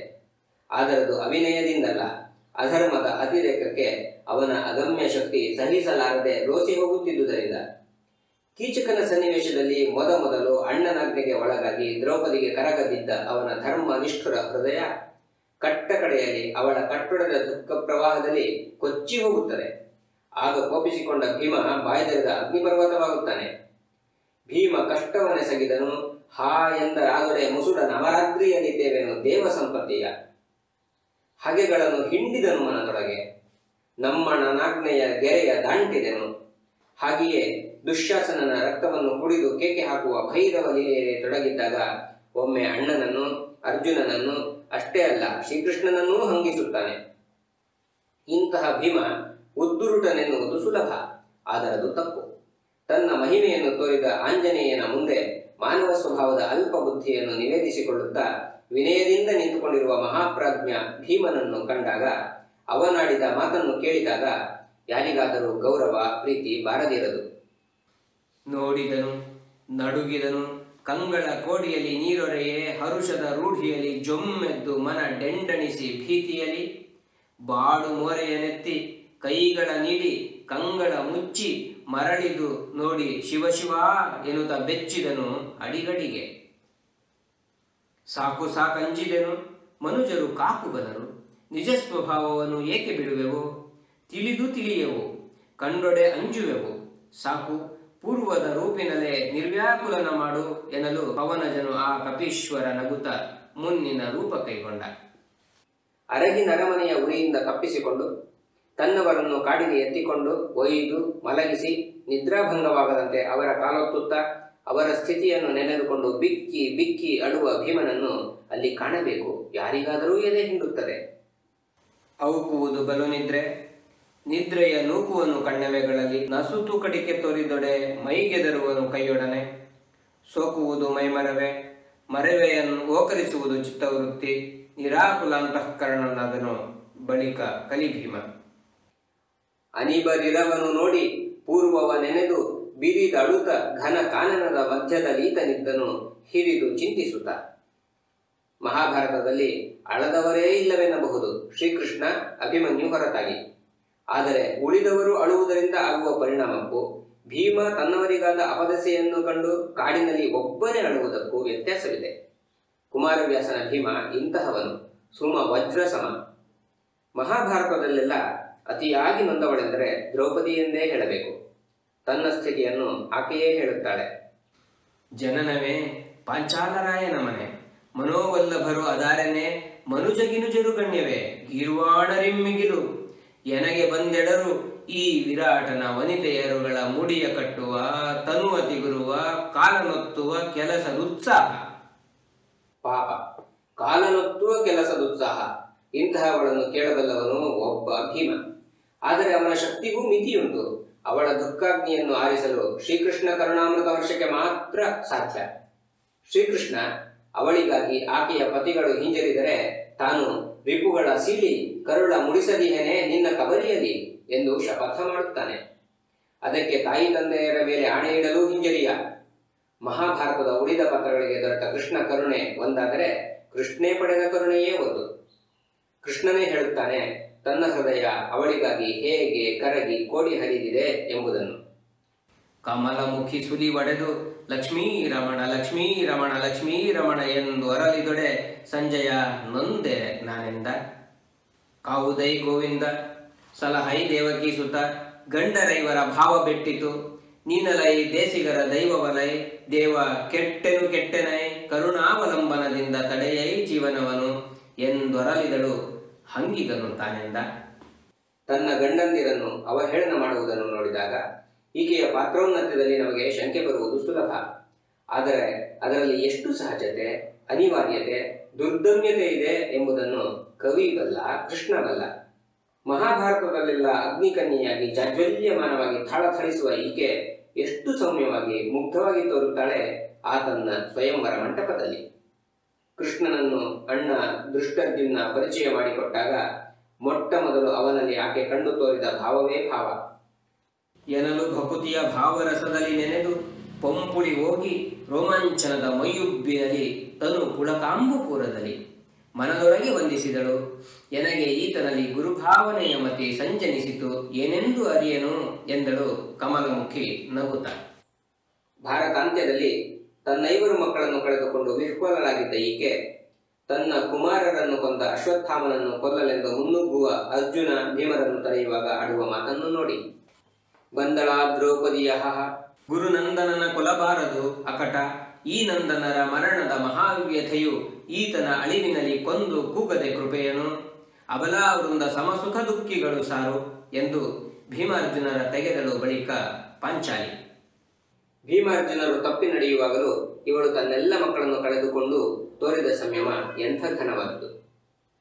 ಧರ್ಮರಾಜ ಭಾರತದ ನಾಯಕನಾಗಿದ್ದರೂ ಶ್ರೀಕೃಷ್ಣನ ಅತಿಮಾನುಷ ಶಕ್ತಿಯಲ್ಲಿ ತನ್ನ ನಾಯಕತ್ವವನ್ನು ನಿವೇದಿಸಿಕೊಂಡಿರುವಂತೆ ಕಾಣುತ್ತಾನೆ.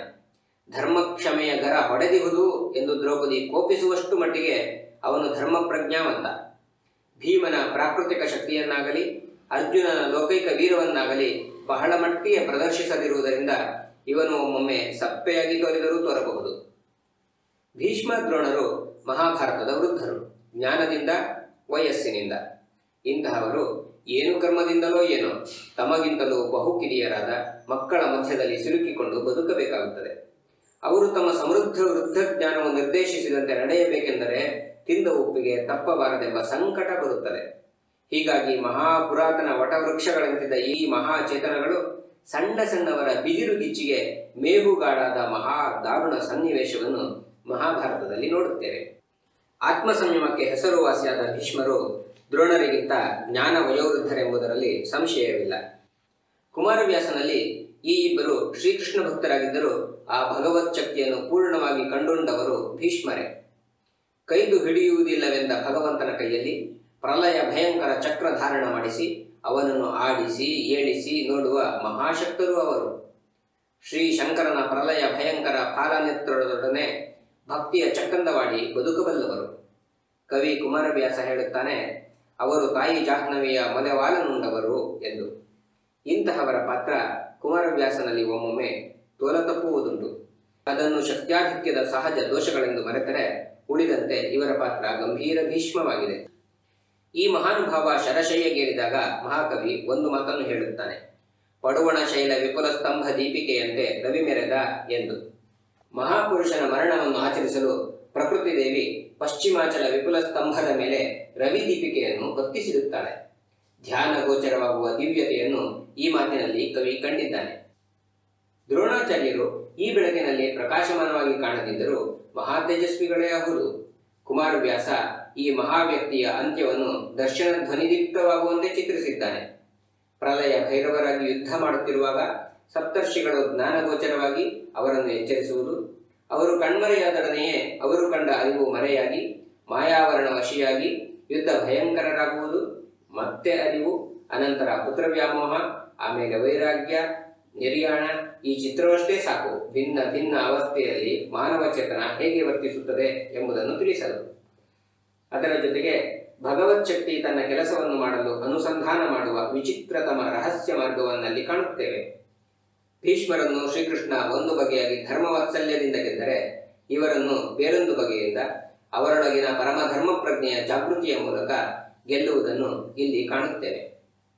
ಪ್ರಸಿದ್ಧರಾದ ಖಳಚತುಷ್ಟಯದ ಪ್ರಧಾನರೆಂದರೆ ಕರ್ಣ, ಕೌರವರು. ವ್ಯಾಸರು ಈ ವ್ಯಕ್ತಿಗಳನ್ನು ಅತಿ ದೂಷಿಸದೆ, ಅತಿ ಪ್ರೀತಿಸದೆ ಚಿತ್ರಿಸಿಕೊಂಡು ಹೋಗಿದ್ದಾರೆ. ಮುಂದೆ ಬಂದ ಭಾಸ, ಪಂಪ ಹಾಗೂ ಆತನ ಪ್ರಭಾವದಲ್ಲೇ ಬೆಳೆದ ರನ್ನ ಇವರನ್ನು ಉದಾತ್ತೀಕರಿಸಿ ತೋರಿಸಿದ್ದಾರೆ. ಈ ಉದಾತ್ತೀಕರಣ ಮೂಲಾಂಶವನ್ನು ಮರೆಮಾಚುವಷ್ಟಾಗಬಾರದೆಂಬುದನ್ನು ಅವರೇನೂ ಮರೆತಿಲ್ಲ. ಕುಮಾರವ್ಯಾಸ ಕಥಾದೃಷ್ಟಿಯಿಂದ ವ್ಯಾಸರನ್ನು ಅನುಸರಿಸಿದ್ದರೂ ತನ್ನದೇ ಆದ ಭಾಗವತ ಪ್ರಜ್ಞೆಯ ದಿವ್ಯ ಪ್ರಭಾವದಿಂದ ಈ ವ್ಯಕ್ತಿಗಳನ್ನು ನೋಡಿರುವ ರೀತಿ ವಿಶಿಷ್ಟವಾಗಿದೆ. ಸೆಣಸು ಸೇರದ ದೇವನನ್ನು ಕೆಣಕಿ ಬದುಕುವ ಸಾಹಸ, ತನ್ನ ಅಹಂಕಾರಕ್ಕೆ ಬಗೆ ಬಗೆಯಾಗಿ ಧಕ್ಕೆ ತಂದ ಪಾಂಡವರಿಗೆ ಒಂದಂಗುಲ ನೆಲವನ್ನೂ ಕೊಡುವುದಿಲ್ಲವೆಂಬ, ತೊಡೆಯುಡಿದು ಬಿದ್ದಾಗಲೂ ತನ್ನ ಭೂಮಿಯನ್ನು ತನ್ನ ವೈರಿಗಳಿಗೆ ಬಿಡೆನೆಂಬ ಛಲ ಸುಯೋಧನನದು. ಕುಮಾರವ್ಯಾಸನ ಕೌರವ ಒಮ್ಮೊಮ್ಮೆ ಅನನ್ಯ ಸಾಧಾರಣವಾಗಿಯೇ ಅಭಿನಯಿಸಿದ್ದಾನೆ. ಕರ್ಣನ ಪಾತ್ರದ ದುರಂತತೆ ಹುಟ್ಟಿನಲ್ಲೇ ಅಡಗಿರುವಂತೆ ಕೌರವರ ದುರಂತತೆ ಹುಟ್ಟಿನಲ್ಲೇ ಅಡಗಿದೆ ಎಂಬ ಅಂಶವನ್ನು ಬಹು ಮನೋಜ್ಞವಾಗಿ ಮಹಾಭಾರತವೇ ಧ್ವನಿಸಿದೆ. ತನ್ನ ಓರಗಿತ್ತಿಗೆ ಮಕ್ಕಳಾಗಿ ತನಗಿನ್ನೂ ಮಕ್ಕಳಾಗಲಿಲ್ಲವೆಂದು ತನ್ನ ಬಸಿರನ್ನು ವ್ಯಾಸ ಮಂತ್ರೋದಕ ಪೂತವಾದ ಗರ್ಭವನ್ನು ಗಾಂಧಾರಿ ಒಸೆದುಕೊಳ್ಳುತ್ತಾರೆ. ಮಾತ್ಸರ್ಯದಿಂದ, ಅಕಾಲದಲ್ಲಾದ ಗರ್ಭಸ್ರಾವದಿಂದ ಬಂದ ಮಕ್ಕಳು ಮತ್ತೆಂತಹವರಾಗುತ್ತಾರೆ? ನಾತಿಮತ್ಸರರಾಗದೆ, ಕನ್ಯತಾ ಮುಗ್ಧತೆಯಿಂದ ಅರಿಯದೆ ಕುಂತಿ ಮಾಡಿದ ತಪ್ಪಿಗಾಗಿ ಕರ್ಣನ ಬದುಕು ಉದಾರ, ಧೀರ, ರಮಣೀಯವಾದರೂ ದುಃಖಮಯವಾಯಿತು. ಆದರೆ ತಾಯಿಯ ಹೊಟ್ಟೆಯುರಿಯಿಂದ, ಗರ್ಭಪಾತದಿಂದ ಸಿದ್ಧಿಪೂರ್ವದಲ್ಲಿ ಭಗ್ನಸಿದ್ಧರಾಗಿ ಹುಟ್ಟಿದ ಕೌರವರು ಶಕ್ತರಾದರೂ ಪತಿತರಾದರು. ಮಹಾಭಾರತ ಈ ಮಹಾಪತನವನ್ನು ಚಿತ್ರಿಸಿದೆ. ಕೌರವನಿಗೆ ಪಾಂಡವರಲ್ಲಿದ್ದ ಸಹಜ ವೈರಕ್ಕೆ ಪೋಷಕವಾಗುವಂತಹ 4-6 ಸನ್ನಿವೇಶಗಳನ್ನು ಕುಮಾರವ್ಯಾಸ ಬಹು ಸುಂದರವಾಗಿ ಚಿತ್ರಿಸಿದ್ದಾನೆ.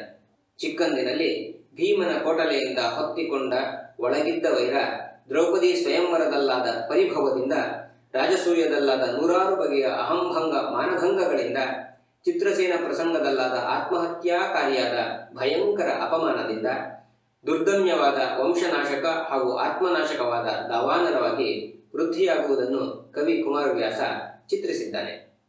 ಇಲ್ಲಿ ಕೆಲವು ಕಡೆ ಕೌರವನಿಗಾಗಿ ಮರುಕ ಕೊಡುತ್ತೇವೆ. ಇಂತಹ ವೈರಕ್ಕೆ ಸಹಜ ಛಲ ಪುಟವಿಡುತ್ತದೆ. ಕೃಷ್ಣ ಅದಕ್ಕೆ ಹದಗೊಡುತ್ತಾನೆ. ಇದಕ್ಕೆ ಶ್ರೀಕೃಷ್ಣ ರಾಯಭಾರ ಪ್ರಸಂಗವೇ ಸಾಕ್ಷಿ. ಕೌರವನಿಗೆ ಆಗೊಮ್ಮೆ ಕೃಷ್ಣನ ಚಾಲನ ಮಂತ್ರ ಕಂಡಿತು. ರಾಜಸಭೆಯಲ್ಲಿ ಎಲ್ಲರಿಗೂ ವಿಶ್ವರೂಪವನ್ನು ತೋರಿ ತನಗೆ ಮರೆ ಮಾಡಿದ ಅವನೂ ಕಂಡಿದ್ದರೇನಾಗುತ್ತಿತ್ತೋ ಹೇಳುವವರಾರು?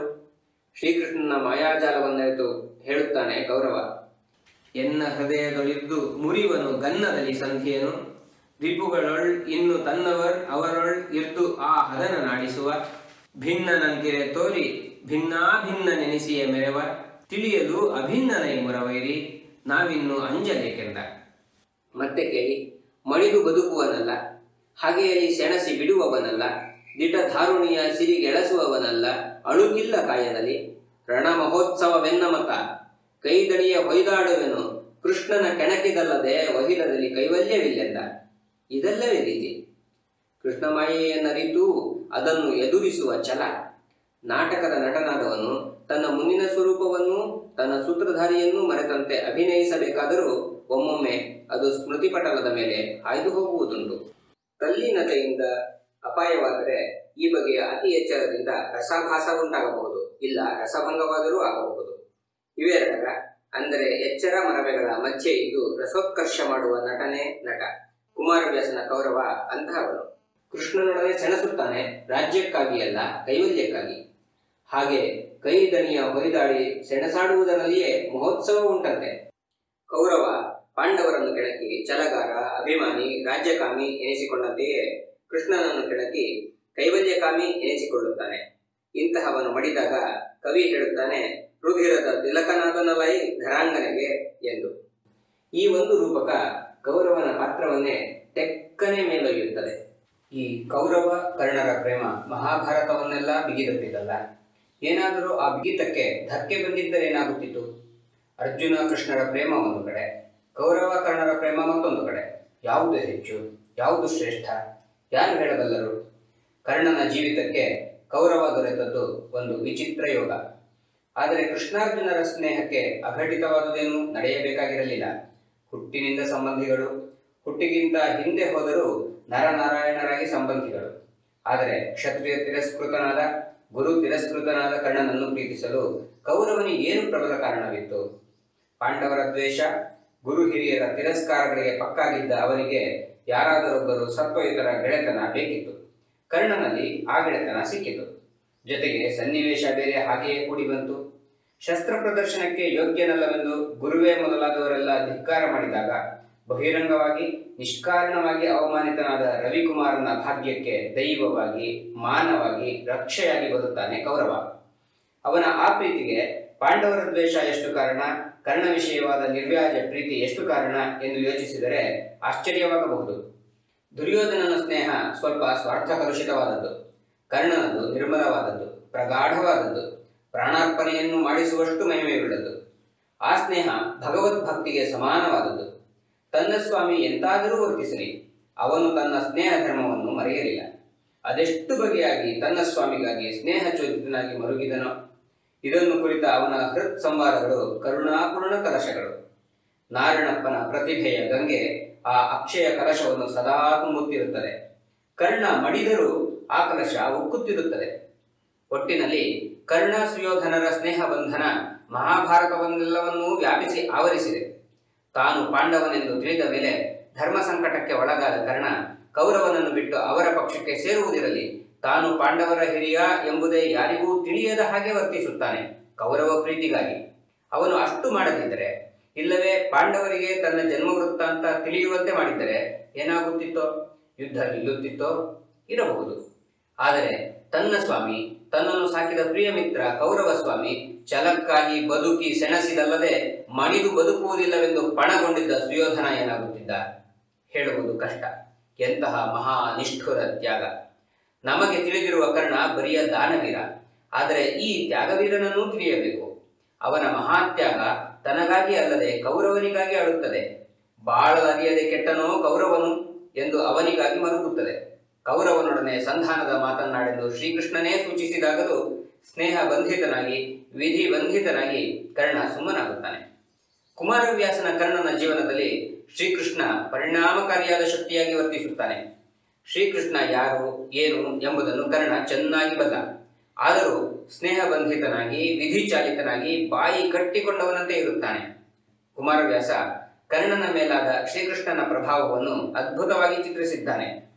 ಆದಿಪರ್ವದಲ್ಲಿ ಶಸ್ತ್ರ ಪ್ರದರ್ಶನ ಸನ್ನಿವೇಶದಲ್ಲಿ ಕರ್ಣನನ್ನು ಕಂಡ ಕುಂತಿಗೆ ತಾಯ್ತನದ ನೆನಪಾಗಿ ಅದನ್ನು ಹೇಳಬೇಕೆಂದಾಗ ವಿಷ್ಣು ಮಾಯೆ ಹಾಗಾಗದಂತೆ ಮಾಡುತ್ತದಂತೆ. ಎನ್ನ ಮಗನೆನೆ ಬಂದುದಿಲ್ಲದು ತನ್ನ ವಶವೇ, ವಿಷ್ಣು ಮಾಯೆಯೇ ಭಿನ್ನನವಲೆ ಮಾತು ಬಿಗಿದುದು, ಮನವನು ಒಳಗಿಕ್ಕಿ ತನ್ನ ತಾನೇ ಮರುಗಿ ಮೂರ್ಛಾಪನ್ನೆಯಾದಳು ಕುಂತಿ. ವ್ಯಾಸರಲ್ಲಿ ಈ ಸನ್ನಿವೇಶ ಚಿತ್ರಣ ಬಂದರೂ ಅದರಲ್ಲಿ ಕೃಷ್ಣಮಾಯಾ ಕಲ್ಪನೆ ಇಲ್ಲ. ಮುಂದೆಲ್ಲ ಹೀಗೆಯೇ ಕೃಷ್ಣಮಾಯೆ ಬೀಸಾಟವಾಡಿದೆ. ಕರ್ಣನ ಬದುಕು ಆ ಕೃಷ್ಣಮಾಯೆಗೆ ವಶವರ್ತಿಯಾಗಿಯೇ ಮುಂದುವರಿಯಿತು. ಅವನ ಜನ್ಮವೂ ಆ ಮಾಯೆಯ ಪ್ರಭಾವಕ್ಕೆ ಅಧೀನ. ಅದರ ಹೊಣೆಗಾರಿಕೆಗೆ ಕುಂತಿ ನಿಮಿತ್ತ ಮಾತ್ರ. ಕರ್ಣಾವಸಾನದ ಪ್ರಸಂಗದಲ್ಲಿ ಅರ್ಜುನನಿಗಾದ ಅಗಮ್ಯವಾದ ಕರ್ಣವ್ಯಾಮೋಹವನ್ನು ನಿವಾರಿಸಲು ಶ್ರೀಕೃಷ್ಣ ಮಾಡಿದ ಸಾಹಸ, ಬೀಸಿದ ಮಾಯೆ ಎಂತಹುದು? ಬೀಸಿದನು ನಿಜ ಮಾಯೆಯನು, ಡೊಳ್ಳಾಸದಲ್ಲಿ ಹರಹಿದನು ತಮವನು, ರೋಷವನ್ನು ಬಿತ್ತಿದನು ಮನದಲ್ಲಿ ನರನ ಕಲಿ ಮಾಡಿ, ಐಸೆ ಬಳಿಕೇನು ಎನ್ನ ಅಖಿಳ ಗುಣ ದೋಷ ನಿನ್ನದು, ಪುಣ್ಯ ಪಾಪದ ವಾಸಿ ನಮಗೇಕೆ ಎನ್ನುತ್ತಾ ಕೊಂಡನು ಧನುವನು ಆ ಪಾರ್ಥ. ವಿರಥನಾದ ಕರ್ಣ ಇನ್ನು ಅಹತನಾಗಿಯೇ ಉಳಿಯುತ್ತಾನೆ. ಅರ್ಜುನನ ಮಾರಣಾಸ್ತ್ರವು ತನ್ನ ಎದೆಯನ್ನು ಭೇದಿಸಿದ್ದರೂ ಅಮೃತವಾಗಿಯೇ ಉಳಿದಿದ್ದ ಕರ್ಣನ ಬಳಿಗೆ ಬ್ರಾಹ್ಮಣ ವೇಷಧಾರಿಯಾಗಿ ಕೃಷ್ಣ ಬಂದು ಅವನ ಪ್ರಾಣವಾಯುವಾಗಿದ್ದ ಕರ್ಣಕುಂಡಲವನ್ನು, ಅವನೊದೆಯೊಳಗಿನ ಅಮೃತೋದಕವನ್ನು ಪಡೆದುಕೊಳ್ಳುತ್ತಾನೆ. ಹಾಗೆ ಕೃಷ್ಣ ತನ್ನ ಪರಮ ಪದವನ್ನು ಕರ್ಣನಿಗೆ ನೀಡುತ್ತಾನೆ. ಪತಿತ ನೆನೆಸಿಕೊಂಡವನನ್ನೂ ಭಗವಂತ ಅರೆದು ನೋಡಿ, ಒರೆದು ನೋಡಿ ಲೋಕಕ್ಕೆ ಅಂತಹವನ ಮಹತ್ವವನ್ನು ತೋರಿಸಿ ಕೈ ಹಿಡಿದು ಎತ್ತಿಕೊಳ್ಳುವ ದರ್ಶನವನ್ನು ಇಲ್ಲಿ ಕವಿ ಅದ್ಭುತವಾಗಿ ಕಂಡರಿಸಿದ್ದಾನೆ. ಪರಮ ಕರುಣಾ ಸಿಂಧು ಕರ್ಣಂಗಿರದೆ ನಿಜಮೂರ್ತಿಯನ್ನು ತೋರಿದನು ಗುರುತರ ಪ್ರೇಮದಲ್ಲಿ. ಮುಕುತಿಯ ಪದವ ನೇಮಿಸಿದ ನರನನ್ನು ಎಚ್ಚರಿಸಿದನು, ಕರುಣಿಗೆ ಕರುಣದ ಅನುಸಂಧಾನ ಮಾಡಲು. ಧರೆಯೊಳು ಅಚ್ಚರಿ ಎನ್ನುತ್ತಾ ಬೆರಗಿ ನೋಡಿದ್ದುದು ಅಮರಗಣ. ಇದೇ ಕೃಷ್ಣನು ಕರ್ಣನಿಗೆ ಬಯಸಿದ ಅಭ್ಯುದಯ ಸುಖ. ಕೃಷ್ಣನ ಕರುಣೆಯ ಹಸುಳೆಗಳಾದ ಪಾಂಡವರಿಗೂ ಸುಲಭವಾಗಿ ದೊರೆಯದ ಪರಮ ಪದ ಅವರಿಗಿಂತ ಮುಂಚೆಯೇ ಕರ್ಣನಿಗೆ ದೊರೆಯಿತು. ಕರ್ಣನ ಪಾತ್ರದಲ್ಲಿ ಕುಮಾರವ್ಯಾಸ ಅಧ್ಯಾತ್ಮದ ಹೊನ್ನಿನಡೆಯನ್ನು ಕಂಡು ಅವನ ಸೌಂದರ್ಯವನ್ನು ಮತ್ತಷ್ಟು ಉಜ್ವಲಗೊಳಿಸಿದ್ದಾನೆ. ಭಾಸ ಪಂಪರು ಕಂಡರಿಸಿದ ವಿಗ್ರಹಕ್ಕೆ ಕುಮಾರವ್ಯಾಸ ಅಧ್ಯಾತ್ಮದ ವಜ್ರ ಕಿರೀಟವನ್ನು ತೊಡಿಸಿದ್ದಾನೆ. ಆದ್ದರಿಂದ ಕರ್ಣನ ಮೂರ್ತಿ ನಮ್ಮ ಜನತೆಯ ಮನೋಮಂದಿರದಲ್ಲಿ ಕುಂದದ ಪ್ರಭೆಯಿಂದ ಸಚೇತನವಾಗಿದೆ. ಅವನ ಸ್ನೇಹ ಜನದ ಮನವನ್ನು ಅತ್ಯುನ್ನತಿಯ ನೆಲೆಗೆ ಕೊಂಡೊಯ್ಯುವ ವಿಮಾನವಾಗಿದೆ. ಮಹಾಭಾರತ ಸಹಸ್ರಾರು ವಯೋಧರ್ಮ ಮನೋಧರ್ಮವುಳ್ಳ ವ್ಯಕ್ತಿಗಳ ಸಂಗ್ರಾಮ ಭೂಮಿ. ಶ್ರೀಕೃಷ್ಣ ಭೀಷ್ಮರಿಂದ ಅಭಿಮನ್ಯು ಉತ್ತರನ ತನಕ ಭಿನ್ನ ಭಿನ್ನ ವಯಸ್ಸಿನ ಮನಸ್ಸಿನ ವ್ಯಕ್ತಿಗಳನ್ನು ಅಲ್ಲಿ ಕಾಣುತ್ತೇವೆ. ಮಹಾಭಾರತದಲ್ಲಿ ಮಕ್ಕಳಾಗಿ ಬರುವ ಈ ಉತ್ತರ ಅಭಿಮನ್ಯು ಕುಮಾರರಂತೂ ವಿಭಿನ್ನ ಸಂಸ್ಕಾರ ಪರಿಪಾಕವುಳ್ಳ ಚಿರಸ್ಮರಣೀಯ ವ್ಯಕ್ತಿಗಳಾಗಿದ್ದಾರೆ. ಈ ಚಿರಸ್ಮರಣೀಯರನ್ನು ಕಡೆದಿಟ್ಟು ಸ್ಫುಟಗೊಳಿಸಿದ ಬಹುಮಟ್ಟಿನ ಕೀರ್ತಿ ನಾರಣಪ್ಪನದೇ ಎಂದು ಧೈರ್ಯವಾಗಿ ಹೇಳಬಹುದು. ಉತ್ತರ ಕುಮಾರ, ಅಭಿಮನ್ಯು ಕುಮಾರ, ಎಂಥ ಜೋಡಿ, ಎಂಥ ಸಾದೃಶ್ಯ, ಎಂಥ ವೈದೃಶ್ಯ. ಇಬ್ಬರೂ ಬಹುಶಃ ಒಂದೇ ವಯಸ್ಸಿನವರು, ಅದಿರಲಿ ಭಾವಮೈದುನರು. ಪಾಂಡವ ವಂಶದ ಕುಡಿ ದಾಂಗುಡಿ ಇಟ್ಟದ್ದು ಉತ್ತರನ ತಂಗಿ ಉತ್ತರೆಯಿಂದ. ಇಂತಹ ಓರಗೆಯ ಬಂಧುಗಳಲ್ಲಿ ಎಂಥ ವೈಲಕ್ಷಣ್ಯ. ಉತ್ತರ ಎಂಬ ಹೆಸರು ಗಾದೆಯಾಗಿ ಬಿಟ್ಟಿದೆ. ಅವನು ವಾಕ್ಶೂರರ ಅಧಿನಾಯಕನಾಗಿದ್ದಾನೆ. ಅವನ ಹೆಸರಿರುವುದು ನಮ್ಮಲ್ಲಿ ಎಷ್ಟೋ ಜನರಿಗೆ ಸಮಾಧಾನ, ಧೈರ್ಯ. ಈ ವ್ಯಕ್ತಿ ಮಹಾಭಾರತದ ಪೂರ್ವೋತ್ತರ ಪರ್ವಗಳ ಮೌನ ಗಭೀರ ಸಾಗರಗಳಿಗೆ ಹಾಸ್ಯದ ಸೇತುವಾಗಿದ್ದಾನೆ. ಹೆಂಗಳೆಯರ ಮುಂದೆ ವೀರಾಲಾಪ ಮಾಡಿ ವಾಕ್ಶರಧಾರಿಯನ್ನು ಹರಿಸಿದ ವೀರ. ಯುದ್ಧ ಭೂಮಿಯಲ್ಲಿ ರಥದಿಂದ ಧುಮ್ಮಿಕ್ಕಿ ಓಡುವುದಾಗಲಿ, ಕಣ್ಣೆವೆ ಸೀದು ಹೋಯಿತೆಂದು ಕೈಗಳಲ್ಲಿ ಮುಖ ಮುಚ್ಚಿಕೊಳ್ಳುವುದಾಗಲಿ ಯಾರನ್ನು ತಾನೇ ನಗಿಸದು. ಆದರೆ ಈ ನಗೆಗೇಡಿ ಉತ್ತರನು ಕುಮಾರವ್ಯಾಸ ಚಿತ್ರಿಸಿರುವ ಉತ್ತರನ ಪೂರ್ವಾವಸ್ಥೆ ಮಾತ್ರ.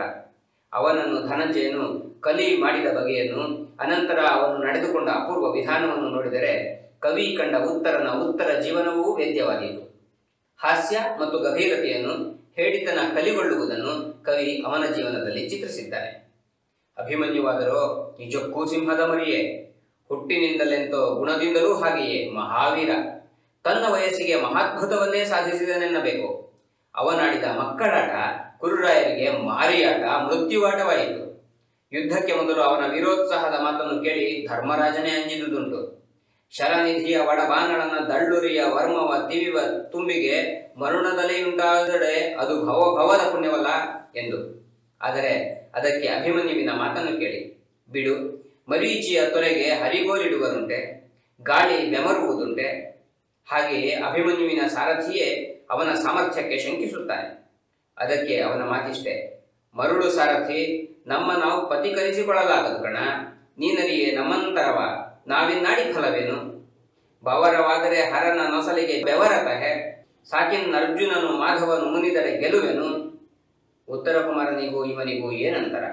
ಅರ್ಜುನನನ್ನು ಸಾರಥಿಯನ್ನಾಗಿ ಪಡೆದು ಹೊರಡುವ ಮುಂಚೆ ಅವನು ಆಡುವ ಮಾತೇನು? ಅರಿಯನೇ ಗಾಂಗೇಯನನು, ತಾನರಿಯದವನೇ ದ್ರೋಣ, ಕುಲದಲ್ಲಿ ಕೊರತೆ ಎನಿಸುವ ಕರ್ಣನೆಂಬುವ ನೆನಗೆ ಸಮಬಲನೆ. ಬರಿಯ ಬಯಲಾಡಂಬರದಿ ತುರುವ ಹಿಡಿದೊಡೆ ತನ್ನ ಹೆಂಡಿರ ಸೆರೆಯ ತಾರದೆ ಮಾಣೆ. ಯುದ್ಧವೇನಾದರೂ ಆದರೆ ಪ್ರಲಯಹರನ ಫಾಲಾಕ್ಷನ ನೊಸಲಿಗೆ ಬೆವರನ್ನು ತರುತ್ತೇನೆ ಎನ್ನುತ್ತಾನೆ ಅಭಿಮನ್ಯು. ಆದರೆ ಉತ್ತರ ಕುಮಾರ ಶತ್ರುಗಳ ಹೆಂಡಿರ ಸೆರೆ ತರುತ್ತೇನೆ ಎಂದೆನ್ನುತ್ತಾನೆ. ಎಂಥ ಅಂತರ! ಅನ್ಯರಿಗೆ ಅಭೇದ್ಯವಾಗಿದ್ದ ಪದ್ಮವ್ಯೂಹವನ್ನು ಏಕೈಕನಾಗಿ ಭೇದಿಸಿ ಒಳಹೊಕ್ಕ ಈ ಸಿಡಿಲ ಮರಿ ಬಂದ ವೀರರನ್ನೆಲ್ಲ ಉತ್ತರಿಸುತ್ತಾನೆ. ನೀನು ಮಗು, ನಿಮ್ಮಯ್ಯ ಭೀಮರನ್ನು ಕಳಿಸು ಎಂದು ಅಹಂಕಾರದಿಂದ ನುಡಿದವರಿಗೆ ಮಗುವು ತಾನಹೆ, ತನ್ನ ಬಾಣಕ್ಕೆ ಮಗುವು ತನ ಬೇರಿಲ್ಲ ನೋಡು. ಕೊಚ್ಚೆ ನೀರೊಳಗಾಡು ತೇಳುತ್ತ ಜಲಧಿ ಕಾಲ್ಗೊಳೆ ಎಂಬ ಭಂಡರ ಮುಳಿದು ಮಾಡುವುದೇನು? ಮೊದಲಲ್ಲಿ ನಮ್ಮನೀಗೆಳೆದು ಬಳಿಕ ಭೀಮಾರ್ಜುನರ ಬಯಸುವುದು ಎಂದು ಹೇಳುವ ಅಭಿಮನ್ಯುವಿನ ಕಷಾಘಾತದಲ್ಲಿ ತಂದೆಗೆ ಗೌರವ ತೋರಿಸುವ ಹಾಗೂ ತನ್ನ ಗುರುತ್ವವನ್ನು ತೋರಿಸುವ ಧೀರ ವಿನಯ ಧೋರಣೆಯನ್ನು ಕಾಣುತ್ತೇವೆ. ಕೈಗೆ ಸಿಕ್ಕಿದ ದುಶ್ಯಾಸನನನ್ನು ಸೀಡಿ ಅವನ ತಿಳಿ ರಕ್ತದಲ್ಲಿ ತನ್ನ ತಾಯ ತುರುಬನ್ನು ನಾದಿಸುತ್ತೇನೆಂದು ಕೈ ದುಡುಕಿದ ಅಭಿಮನ್ಯು ತಟಕ್ಕನೆ ತನ್ನ ದೊಡ್ಡಪ್ಪನ ಶಪಥವನ್ನು ನೆನೆದು ತನ್ನ ಸಾಹಸಕ್ಕೆ ಹಿಂಜರಿದು ನಿಲ್ಲುತ್ತಾನೆ. ಇವನ ಕೊಂದರೆ ತಂದೆಮಿಗೆ ಮೆಚ್ಚುವನೋ ಮುನಿವನೋ, ತನ್ನ ನುಡಿ ಸಂಭವಿಸದೆಂಬನೋ, ಭೀಮಸೇನನ ಭಾಷೆ ಗಂಜುವೆನು. ಇವನ ತಾನೇ ಕೊಲಲಿ, ನಮಗಿನ್ನಿವನ ತೊಡಕೇ ಬೇಡ, ಕದನದೊಳ್ ಇವನ ಭಂಗಿಸಿ ಬಿಡುವೆನೆಂದನು ಮನದೊಳಗೆ. ಯಾರೊಬ್ಬರು ಗೆಲ್ಲಲಾಗದೆ ಷಡ್ರಥರು ಅವನನ್ನು ಸುತ್ತುಗಟ್ಟಿ ಎದುರಿಸಿ ಚಿನ್ನಾಭಿನ್ನವಾಗುತ್ತಾರೆ. ಕೊನೆಗೆ ದ್ರೋಣರು ಕರ್ಣನನ್ನು ಒಡಂಬಡಿಸಿ ಅಭಿಮನ್ಯುವಿನ ಚಾಪವನ್ನು ಹಿಂದಿನಿಂದ ಹೋಗಿ ಭೇದಿಸುವಂತೆ ಮಾಡುತ್ತಾರೆ. ಅದನ್ನು ಕಂಡು ಈ ಸಿಂಹಕುಮಾರ ಮುಗುಳು ನಗೆ ನಕ್ಕು ಆಡು ಮಾತನ್ನು ಕೇಳಿ, ಬೆರಗಡರಿ ಮುಖದಿರುಗಿ ಹಿಂದಣಿ ನಿರಿದ ಕರ್ಣನ ನೋಡಿ ಮುಖದಲ್ಲಿ ಕಿರುನಗೆಯ ಕೇವಣಿಸಿ ನುಡಿದನು ಬೆರಳ ನೊಲೆದೊಲೆದು. ಆವ ಶರಸಂಧಾನ ಲಾಘವ ದಾವ ಪರಿ ವಚ ಪೂತು ಪಾಯಿಕು ದೇವ ಬಿಲ್ಲಾಳೆಂತು ಕಡಿದ ಈ ಕರ್ಣನಿ ಧನ್ವ. ಈ ವಿವೇಕವಿದಾರ ಸೇರುವೆ, ಯಾವಾಗ ಹುದಿದು ಹಿಂದೆ ಬಂದೆಸುವಿ ವಿಗಡತನ, ನಿನಗೆ ಮೆರೆಯುವುದು ಕರ್ಣ. ಧನುರ್ಭಂಗವಾದ ಮೇಲೆ ಕತ್ತಿ ಹಿರಿದು ಮತ್ತೂ ಭಯಂಕರವಾಗಿ ಯುದ್ಧ ಮಾಡುತ್ತಾ ಕತ್ತಿಯನ್ನು ಕೈಗಳನ್ನು ಕಳೆದುಕೊಂಡು ರಥಚಕ್ರಗಳನ್ನೇ ತಿರುಗನೆ ತಿರುಗಿಸಿ ಚಕ್ರಾಯುಧನಂತೆ ಯುದ್ಧ ಮಾಡಿ ರಥಚಕ್ರವೂ ಇಲ್ಲದೆ ಇದ್ದಾಗ ತನ್ನ ಮೇಲ್ವಾದು ಬಂದ ದುಶ್ಯಾಸನ ಕುಮಾರನನ್ನು ಕೊಂದು ತಾನೂ ಮಣಿಯುತ್ತಾನೆ. ಕವಿಯ ಗಂಟಲು ಕಟ್ಟುತ್ತದೆ, ಒಂದೇ ಮಾತನಾಡುತ್ತಾನೆ. ಕಾಡು ಕಿಚ್ಚದ್ದಡವಿಯನ್ನು ಕುಡಿ ನಾಲಿಗೆಯೊಳ್ ಅಳವಡಿಸಿ ದಳ್ಳುರಿಜ್ವಾಲೆ ತಗ್ಗಿದ ಹೋದು ಗಗನದ ಮುಗಿಲ ಮೋಹರವ ದಾಳಿಯಲ್ಲಿ ಎರೆಯಿಟ್ಟಿ ಸುಂಟೂರು ಗಾಳಿ ಯುರವಣೆ ನಿಂದವುದು ಸುರಪಾಲತನೆಯನ ತನೆಯನ್ ಅಸ್ತಮಿಸಿದನು ರಣದೊಳಗೆ. ವೀರದ ಮಹಾಪುರವಾಗಿ ಬಂದ ಈ ಕುಮಾರ ಕರುಣೆಯ ಮಹಾಸಾಗರವನ್ನೇ ಉಕ್ಕಿಸಿ ಹೋಗುತ್ತಾನೆ. ಮುಂದೆ ಪಾಂಡವರ ಶೋಕದಲ್ಲಿ, ಅದರಲ್ಲೂ ಸುಭದ್ರೆ ಅರ್ಜುನರ ದುರ್ಭರ ದುಃಖದಲ್ಲಿ ಈ ಕರುಣೆಯ ಕಡಲು ಕೊಬ್ಬಿ ಮೇರೆವರಿಯುತ್ತದೆ. ತನ್ನ ಮಗನನ್ನು ಮಕ್ಕಳ ಸಮೂಹದಲ್ಲಿ ಅರಸಿ ಕಾಣದ ಅರ್ಜುನನನ್ನು ಕಂಡಾಗ ಹೇಳಲಾಗದ ವೇದನೆ ಉಂಟಾಗುತ್ತದೆ. ಕುಮಾರವ್ಯಾಸನ ದರ್ಶನದ ವಿಚಾರವಾಗಿ ಹೇಳದಿದ್ದರೆ ನಮ್ಮ ಮಾತು ಪೂರ್ಣವಾಗುವುದಿಲ್ಲ. ಮೊದಲೇ ಹೇಳಿದಂತೆ ಆತನದು ಭಗವದ್ ದೃಷ್ಟಿಯಾದುದರಿಂದ ಅವನ ದರ್ಶನದಲ್ಲಿ ವಿಶ್ವರೂಪ ದರ್ಶನದ ಕಟಾಕ್ಷವಿದೆ. ಕವಿ ವಿರಾಟ್ ಕುಮಾರವ್ಯಾಸನ ಮಹಿಮೆಗೆ ಕಾರಣ ಅವನ ನಡುಗನ್ನಡದ ಭಾಮಿನೀಗಣದ ತರಂಗ ಶೈಲಿಯ ಸುಲಭ ಸರಳತೆ ಮಾತ್ರವಲ್ಲ, ಪ್ರವಾಹಪೂರ್ಣವಾದ ಪರ್ವತ ಭಾಗೀರಥಿಯ ಅದಮ್ಯ ವೇಗದ ಭೀಮಗಮನ ವಿನ್ಯಾಸದಿಂದ ಮುನ್ನುಗ್ಗುವ ಅವನ ಪ್ರತಿಭೆ ಒಂದೇ ಅಲ್ಲ, ಹೆಮ್ಮೋಡದಂತೆ ದಿಗಂತದಿಂದ ಅನಿರೀಕ್ಷಿತವಾಗಿ ಮೇಲ್ವಾಯುವ ಅವನ ಕಲ್ಪನಾ ಶಕ್ತಿ, ಕಾರ್ಗಾಳಿಯಂತೆ ಬೀಸಿ ಬಡಿಯುವ ಅವನ ಭಾವಾವೇಗ, ಮಿಂಚಿನ ಬಳ್ಳಿಯಂತೆ ಅಲ್ಲಲ್ಲಿ ತಳತಳಿಸುವ ಆತನ ರೂಪಕಾದಿಗಳ ರುದ್ರ ರಮ್ಯತೆ, ಸಿಡಿಲು ಗುಡುಗಿನ ಡಮರು ಡಿಂಡಿಮಗಳನ್ನೇ ಹಿಡಿದು ಬಡಿದು ಕುಣಿವ ನಾದ ತಾಂಡವನಂತಹ ಆತನ ರುಂದ್ರ ನೃತ್ಯ ಶೈಲಿ, ಇವು ಮಾತ್ರವೇ ಕಾರಣವಲ್ಲ. ಗದುಗಿನ ಭಾರತದ ಜನಪ್ರಿಯತೆಗೆ, ಕವಿ ವಿರಾಟ್ ಕುಮಾರವ್ಯಾಸನ ಕಾವ್ಯಲಕ್ಷ್ಮಿಗೆ ಆಕೆಯ ನಾಡಿಯ ನಿತ್ಯ ಸ್ಪಂದನಗಳೇನೋ ನಿಜ, ಮೇಲೆ ಹೇಳಿದ ಗುಣಗಳೆಲ್ಲ. ಜೊತೆಗೆ ಬಹುಮುಖ್ಯವಾಗಿ ಅವನ ಮಹಿಮೆಗೆ ಕಾರಣ ಆತನ ಧರ್ಮದೃಷ್ಟಿ, ಆತನ ಭಗವದ್ಭಕ್ತಿ, ಆತನ ಋಷಿ ದರ್ಶನ. ಶೈಲಿಯ ನುಣುಪು, ಧ್ವನಿ ಸೂಕ್ಷ್ಮತೆ, ವ್ಯವಹಾರ ಭೂಮಿಕೆಯಲ್ಲಿ ನಡೆಯುವ ನಾಗರಿಕ ವ್ಯಾಪಾರ ನಿರೂಪಣೆಯಲ್ಲಿ ಮೈದೋರುವ ನಯ ರುಚಿಯ ಸಂಸ್ಕೃತಿ, ಪ್ರಕೃತಿ ಪ್ರಪಂಚದ ವಿವರ ಪರಿಜ್ಞಾನ, ಪ್ರಕೃತಿ ಸೌಂದರ್ಯದಲ್ಲಿ ಗಾಢ ಮೋಹ, ಅದರ ಬಣ್ಣನೆಯಲ್ಲಿ ಅನುರಕ್ತಿ, ಅದರ ಶತಸಹಸ್ರಮುಖವಾದ ವೈವಿಧ್ಯದ ಒಂದೊಂದು ವಿವರದಲ್ಲಿಯೂ ಅಕ್ಕರೆಯಿಂದುನ್ನುವ ಆಸಕ್ತಿ ಇತ್ಯಾದಿ ಕಲಾದೃಷ್ಟಿಯಿಂದ ಪಂಪನಿಗೆ ದ್ವಿತೀಯನೂ ಆಗದಿದ್ದರೂ ಭಾವತೀಕ್ಷ್ಣತೆಯಲ್ಲಿ, ರಸಾವೇಶದಲ್ಲಿ, ಪ್ರತಿಭಾ ಪ್ರವಾಹದ ದುರ್ದಮ್ಯ ವೇಗದಲ್ಲಿ, ಸಂಸ್ಕೃತಿಗೆ ತುಸು ದೂರವಾದರೂ ಪ್ರಕೃತಿ ಸಹಜವಾದ ಪಾರ್ವತಾರಣ್ಯಕ ರುಂದ್ರ ರೂಕ್ಷತಾ ಶಕ್ತಿಯಲ್ಲಿ, ಸರ್ವವನ್ನೂ ಸರ್ವರನ್ನೂ ಸರ್ವಕಾಲದಲ್ಲಿಯೂ ಸರ್ವಭಾವದಲ್ಲಿಯೂ ಭಗವದ್ಭಕ್ತಿಯ ಶ್ರೀಮಂತ ಕಾಂತಿಯ ಕಣ್ಣಿನಿಂದಲೇ ಕಾಣುವ ವಿರಾಟ್ ದರ್ಶನದಲ್ಲಿ, ಲೌಕಿಕ ಆಗಮಿಕ ಐಹಿಕ ಆಮುಷ್ಮಿಕ ಎಂದು ಕವಲೊಡೆಯದೆ ಹಂಚದೆ ಅವಿಭಕ್ತವಾಗಿ ಆಕಾಶೋನ್ನತವಾಗಿ ಬ್ರಾಹ್ಮಭೂಮವಾಗಿ ಪರಮ ಪುರುಷಾರ್ಥ ಸಂಸ್ಪರ್ಶಿಯಾಗಿ ಬದುಕಿಗೆ ಬೆಳಕಿತ್ತು ಬಾಳನ್ನು ಹುರಿದುಂಬಿಸುವ ಆತ್ಮಶ್ರೀಯ ದಿವ್ಯಾಗ್ನಿಯಲ್ಲಿ ಆದಿಕವಿ ಪಂಪನಿಗೂ ಅದ್ವಿತೀಯನಾಗಿ ಆತನನ್ನು ದ್ವಿತೀಯನನ್ನಾಗಿ ಮಾಡುವ ಯೋಗಿ ಕವಿ ಪೂಜ್ಯ ನಾರಾಯಣಪ್ಪ. ಕುಮಾರವ್ಯಾಸ ಕಂಡ ಕೃಷ್ಣ ಅವನ ಆ ದರ್ಶನದ ಪ್ರತಿಮೆಯಾಗಿ ಮೂಡಿದ್ದಾನೆ. ಆತ ನರನಾಟಕದ ಸೂತ್ರಧಾರಿ. ಮಾನುಷ ಪಾತ್ರಗಳೆಲ್ಲವೂ ನಟವರ್ಗ ಮಾತ್ರ, ಹಾಹೆ ಮಾತ್ರ. ಆದರೂ ಆ ಸೂತ್ರಧಾರಿಯೇ ನರನಾಟಕವ ತಾನೇ ನಟಿಸಿ ತೋರುತ್ತಿದ್ದ. ಸೂತ್ರಧಾರಿ ಪಾತ್ರಧಾರಿಯಾದರೆ ಹೇಗೆ ವರ್ತಿಸಬೇಕೋ ಹಾಗೆ ವರ್ತಿಸುತ್ತಿದ್ದ. ಹೀಗೆಂದು ಹಿಂದೆಯೇ ಹೇಳಿದೆವು. ಖಳಪಾತ್ರಗಳೆಂದು ಭಾವಿತವಾಗಿರುವ ಕೌರವ ಕರ್ಣರು ತಮ್ಮ ಪಾತ್ರಾಭಿನಯದಲ್ಲೇ ಮೈಮರೆತಿದ್ದರೂ ತಾವು ಪಾತ್ರ ಮಾತ್ರರು ಎಂಬುದನ್ನು ಕಂಡಿದ್ದರು. ಕೌರವನಲ್ಲೂ ಈ ಭಾವ ಮೂಡಿದ ಪ್ರಸಂಗವನ್ನು, ಆ ವಿಶ್ವರೂಪ ದರ್ಶನ ಪ್ರಸಂಗವನ್ನು ನೆನೆದುಕೊಂಡರೆ ಸಾಕು. ಕೃಷ್ಣನನ್ನು ಕಟ್ಟಲೆಂದು ಪ್ರಯತ್ನಿಸಿದ ಕೌರವ ತನ್ನೊಳಗು ಹೊರಗುಗಳನ್ನು ಭಿನ್ನವಾಗಿ ಆಡಿಸುತ್ತಿರುವ ಆ ಸೂತ್ರಧಾರಿಯ ಕೈಚಳಕವನ್ನು ಅರಿತುಕೊಳ್ಳುತ್ತಾನೆ. ಕವಿ ದಿವ್ಯವಾಗಿ ಹೇಳಿದ್ದಾನೆ ಅದನ್ನು. ಇದಕ್ಕಿಂತ ಬೇಕೇ ಕುಮಾರವ್ಯಾಸನ ದಿವ್ಯ ದರ್ಶನಕ್ಕೆ ದೃಷ್ಟಾಂತ? ನಟನು ತನ್ನ ನಿಜತ್ವವನ್ನು, ತನ್ನನ್ನು ಚಾಲಿಸುವ ಸೂತ್ರಧಾರನನ್ನು ಅರಿತುಕೊಂಡೂ ಕೂಡ ತನ್ನ ಪಾತ್ರದ ಅಭಿನಯದಲ್ಲಿ ರಸಾಭಾಸವಾಗದಂತೆ ತಾದಾತ್ಮ್ಯದಿಂದ ಅಭಿನಯಿಸುವ ಆ ಅನ್ಯಾದೃಶ ರೀತಿಯನ್ನು ನೋಡಿ ಮೂಕರಾಗುತ್ತೇವೆ. ಇಲ್ಲಿ ಕುಮಾರವ್ಯಾಸ ಭಗವತ್ ಪಾರಮ್ಯವನ್ನು ಹೇಳುವ ಭರದಲ್ಲಿ ಔಚಿತ್ಯವನ್ನು ಭಂಗಗೊಳಿಸಿಲ್ಲ. ಭಗವದ್ ದೃಷ್ಟಿಯೇ ಪರಮವಾದರೂ ಅದು ಮಾನುಷ ದೃಷ್ಟಿಯನ್ನು ಎಷ್ಟರ ಮಟ್ಟಿಗೆ ಆಕ್ರಮಿಸಿಕೊಂಡರೆ ಸುಂದರ ಎಂಬುದನ್ನು ಕುಮಾರವ್ಯಾಸ ಬಲ್ಲ. ಮಾನುಷ ಶಕ್ತಿ ದೈವಶಕ್ತಿಯ ಮುಂದೆ ನಿಲ್ಲಲಾರದು ಎಂಬುದನ್ನು ಕಂಡಂತೆಯೇ ಅದೇ ಮಾನುಷ ಶಕ್ತಿ ದೈವಶಕ್ತಿಯನ್ನು ಭಕ್ತಿಯಿಂದ ಗೆಲ್ಲಬಲ್ಲದು ಎಂಬ ದರ್ಶನವನ್ನೂ ಅವನು ಕಂಡಿದ್ದ. ಭಕ್ತಿಯ ವಿವಿಧಾವಸ್ಥೆಯನ್ನು, ವಿವಿಧ ಪ್ರಕಾರಗಳನ್ನು ಕುಮಾರವ್ಯಾಸ ಚಿತ್ರಿಸಬಲ್ಲ. ಆದರೂ ಅವನು ಕ್ಲೈಬ್ಯಜನ್ಯವಾದ ಭಕ್ತಿಯನ್ನು ಪ್ರತಿಪಾದಿಸ ಹೋಗಿಲ್ಲ. ಕುಮಾರವ್ಯಾಸನ ಭಕ್ತಿ ದೈನ್ಯ ಭಕ್ತಿಯಲ್ಲ, ಕ್ಲೈಬ್ಯ ಭಕ್ತಿಯಲ್ಲ, ವೀರಭಕ್ತಿ. ಇದನ್ನು ಭೀಷ್ಮ ಪರ್ವದಲ್ಲಿ ಕೃಷ್ಣನು ಚಕ್ರವನ್ನು ಕೈಯಲ್ಲಿ ಹಿಡಿದ ಸನ್ನಿವೇಶದಲ್ಲಿ ಕಾಣಬಹುದು. ಭಗವಂತನು ದಾರಿ ತಪ್ಪಬಲ್ಲ, ಅಂತಹ ವೇಳೆ ಭಕ್ತ ತಿದ್ದಬಲ್ಲ, ಶಕ್ತನಾಗಿದ್ದರೆ. ಭೀಷ್ಮ ಅಂತಹ ಭಕ್ತ, ಕುಮಾರವ್ಯಾಸನದು ಭೀಷ್ಮ ಭಕ್ತಿ. ಹೋದುದು ಒಂದು ಅಪಮೃತ್ಯು, ಲೋಕಕ್ಕೆ ತಿದುದಿಲ್ಲ ಆಯುಷ್ಯ, ಮಹದಪವಾದ ದೇವಂಗಾಗಿ ತಪ್ಪಿತು ಮುಚ್ಚು ಮರೆ ಏಕೆ, ಕಾದುಕೊಂಡನು ಭೀಷ್ಮನು ಈ ಕಮಲೋದರನ ಕೆರಳಿಚಿಯು, ಭಕುತಿಯಲ್ಲಿ ಆಧರಿಸಿದನು ಪುಣ್ಯವೆಂದನು ಕಮಲಭವ ನಗುತ್ತ. ಹೀಗೆ ಕುಮಾರವ್ಯಾಸ ತನ್ನ ಕಾವ್ಯದಲ್ಲಿ ಸರ್ವವನ್ನೂ ಭಗವದ್ ದರ್ಶನದ ಸೂರ್ಯ ತೇಜಸ್ಸಿನಿಂದಲೇ ಕಂಡಿದ್ದಾನೆ. ಮಹಾಭಾರತದಲ್ಲಿ ಇರುವ ಮಾನವ ಜೀವನದ ಜಟಿಲ ಕಥೆಯನ್ನು ಕಲಾಮಯವಾಗಿ ಚಿತ್ರಿಸುತ್ತಲೇ ಅದಕ್ಕೆ ಪ್ರೇರಕ ತಾರಕವಾಗಿರುವ ಭಗವತ್ ಶಕ್ತಿಯ ಲೀಲೆಯನ್ನು, ಮಹಿಮೆಯನ್ನು ಬಾಯ್ತುಂಬ ಬಣ್ಣಿಸಬೇಕೆಂಬುದರಲ್ಲಿ ಆ ಸಮನ್ವಯವಿದೆ. ಕುಮಾರವ್ಯಾಸನ ವಿಶಿಷ್ಟವಾದ ಸಮ್ಯಕ್ ದರ್ಶನವಿದೆ. ಮಹಾಕವಿಯನ್ನು ಅನುಕರಣ ಮಾಡುವುದಕ್ಕೆ ಎಲ್ಲರೂ ಬಯಸುತ್ತಾರೆ. ಆದರೆ ಮಹಾಕವಿ ಅನುಕರಣೆಗೆ ಸಿಕ್ಕುವುದಿಲ್ಲ. ಅನುಕರಣಶೀಲ ಅದನ್ನು ದಕ್ಕಿಸಿಕೊಳ್ಳಲೂ ಆರ. ಆ ದೃಷ್ಟಿಯಿಂದ ನೋಡುವುದಾದರೆ ಮಹಾಕವಿ ಪಥ ದೀರ್ಘವಾಗಿರುತ್ತದೆಂದು ಹೇಳುವುದು ಕಷ್ಟ. ಪಂಪ ಚಂಪೂ ಯುಗದ ನಾಯಕನಾದ. ಅವನನ್ನು ಅನುಕರಿಸಿದವರೆಷ್ಟು ಕವಿಗಳು? ಚಂಪೂ ಕಾವ್ಯ ಪಥ ಕೊರಕಲು ಬೀಳುವಷ್ಟು ಆ ದಾರಿಯಲ್ಲಿ ಸಾಗಾಟ ನಡೆಯಿತು. ಆ ಕೊರಕಲು ದಾರಿಯನ್ನು ಬಿಟ್ಟು ಹರಿಹರ, ರಾಘವಾಂಕ, ಕುಮಾರವ್ಯಾಸರು ಹೊರಟರು. ಆ ರಾಜಮಾರ್ಗ ಮೋಹಕವಾಗಿ ಕಂಡಂತೆ, ಸುಭದ್ರವಾಗಿ ಕಂಡಂತೆ ಮುಂದೆ ಬಂದ ಕವಿಗಳಿಗೆ ಈ ಜನತಾ ಮಾರ್ಗ ತೋರಲಿಲ್ಲವೇನೋ? ಅಂತೂ ಈ ಕಾವ್ಯಪಥದಲ್ಲಿ ಚಂಪೂ ಮಾರ್ಗದಲ್ಲಾದಷ್ಟು ಗೊಂದಲ ಆಗಿರಲಾರದು. ಕುಮಾರವ್ಯಾಸನನ್ನು ಅನುಕರಿಸಿದವರಿಗೆ ಲೆಕ್ಕವಿಲ್ಲ. ಆದರೆ ಅವನನ್ನು ಅನುಸರಿಸಿದವರು ಮಾತ್ರ ವಿರಳ. ಕುಮಾರ ವಾಲ್ಮೀಕಿ, ವಿಠಲನಾಥ, ಲಕ್ಷ್ಮೀಶ, ಕನಕದಾಸರು, ಭಾಸ್ಕರ, ಅಷ್ಟೇ ಏಕೆ ಚಂಪೂ ಮಾರ್ಗದ ಷಡಕ್ಷರಿ ಎಲ್ಲರೂ ಅವನ ಪ್ರಭಾವಕ್ಕೆ ಒಳಗಾಗಿದ್ದಾರೆ.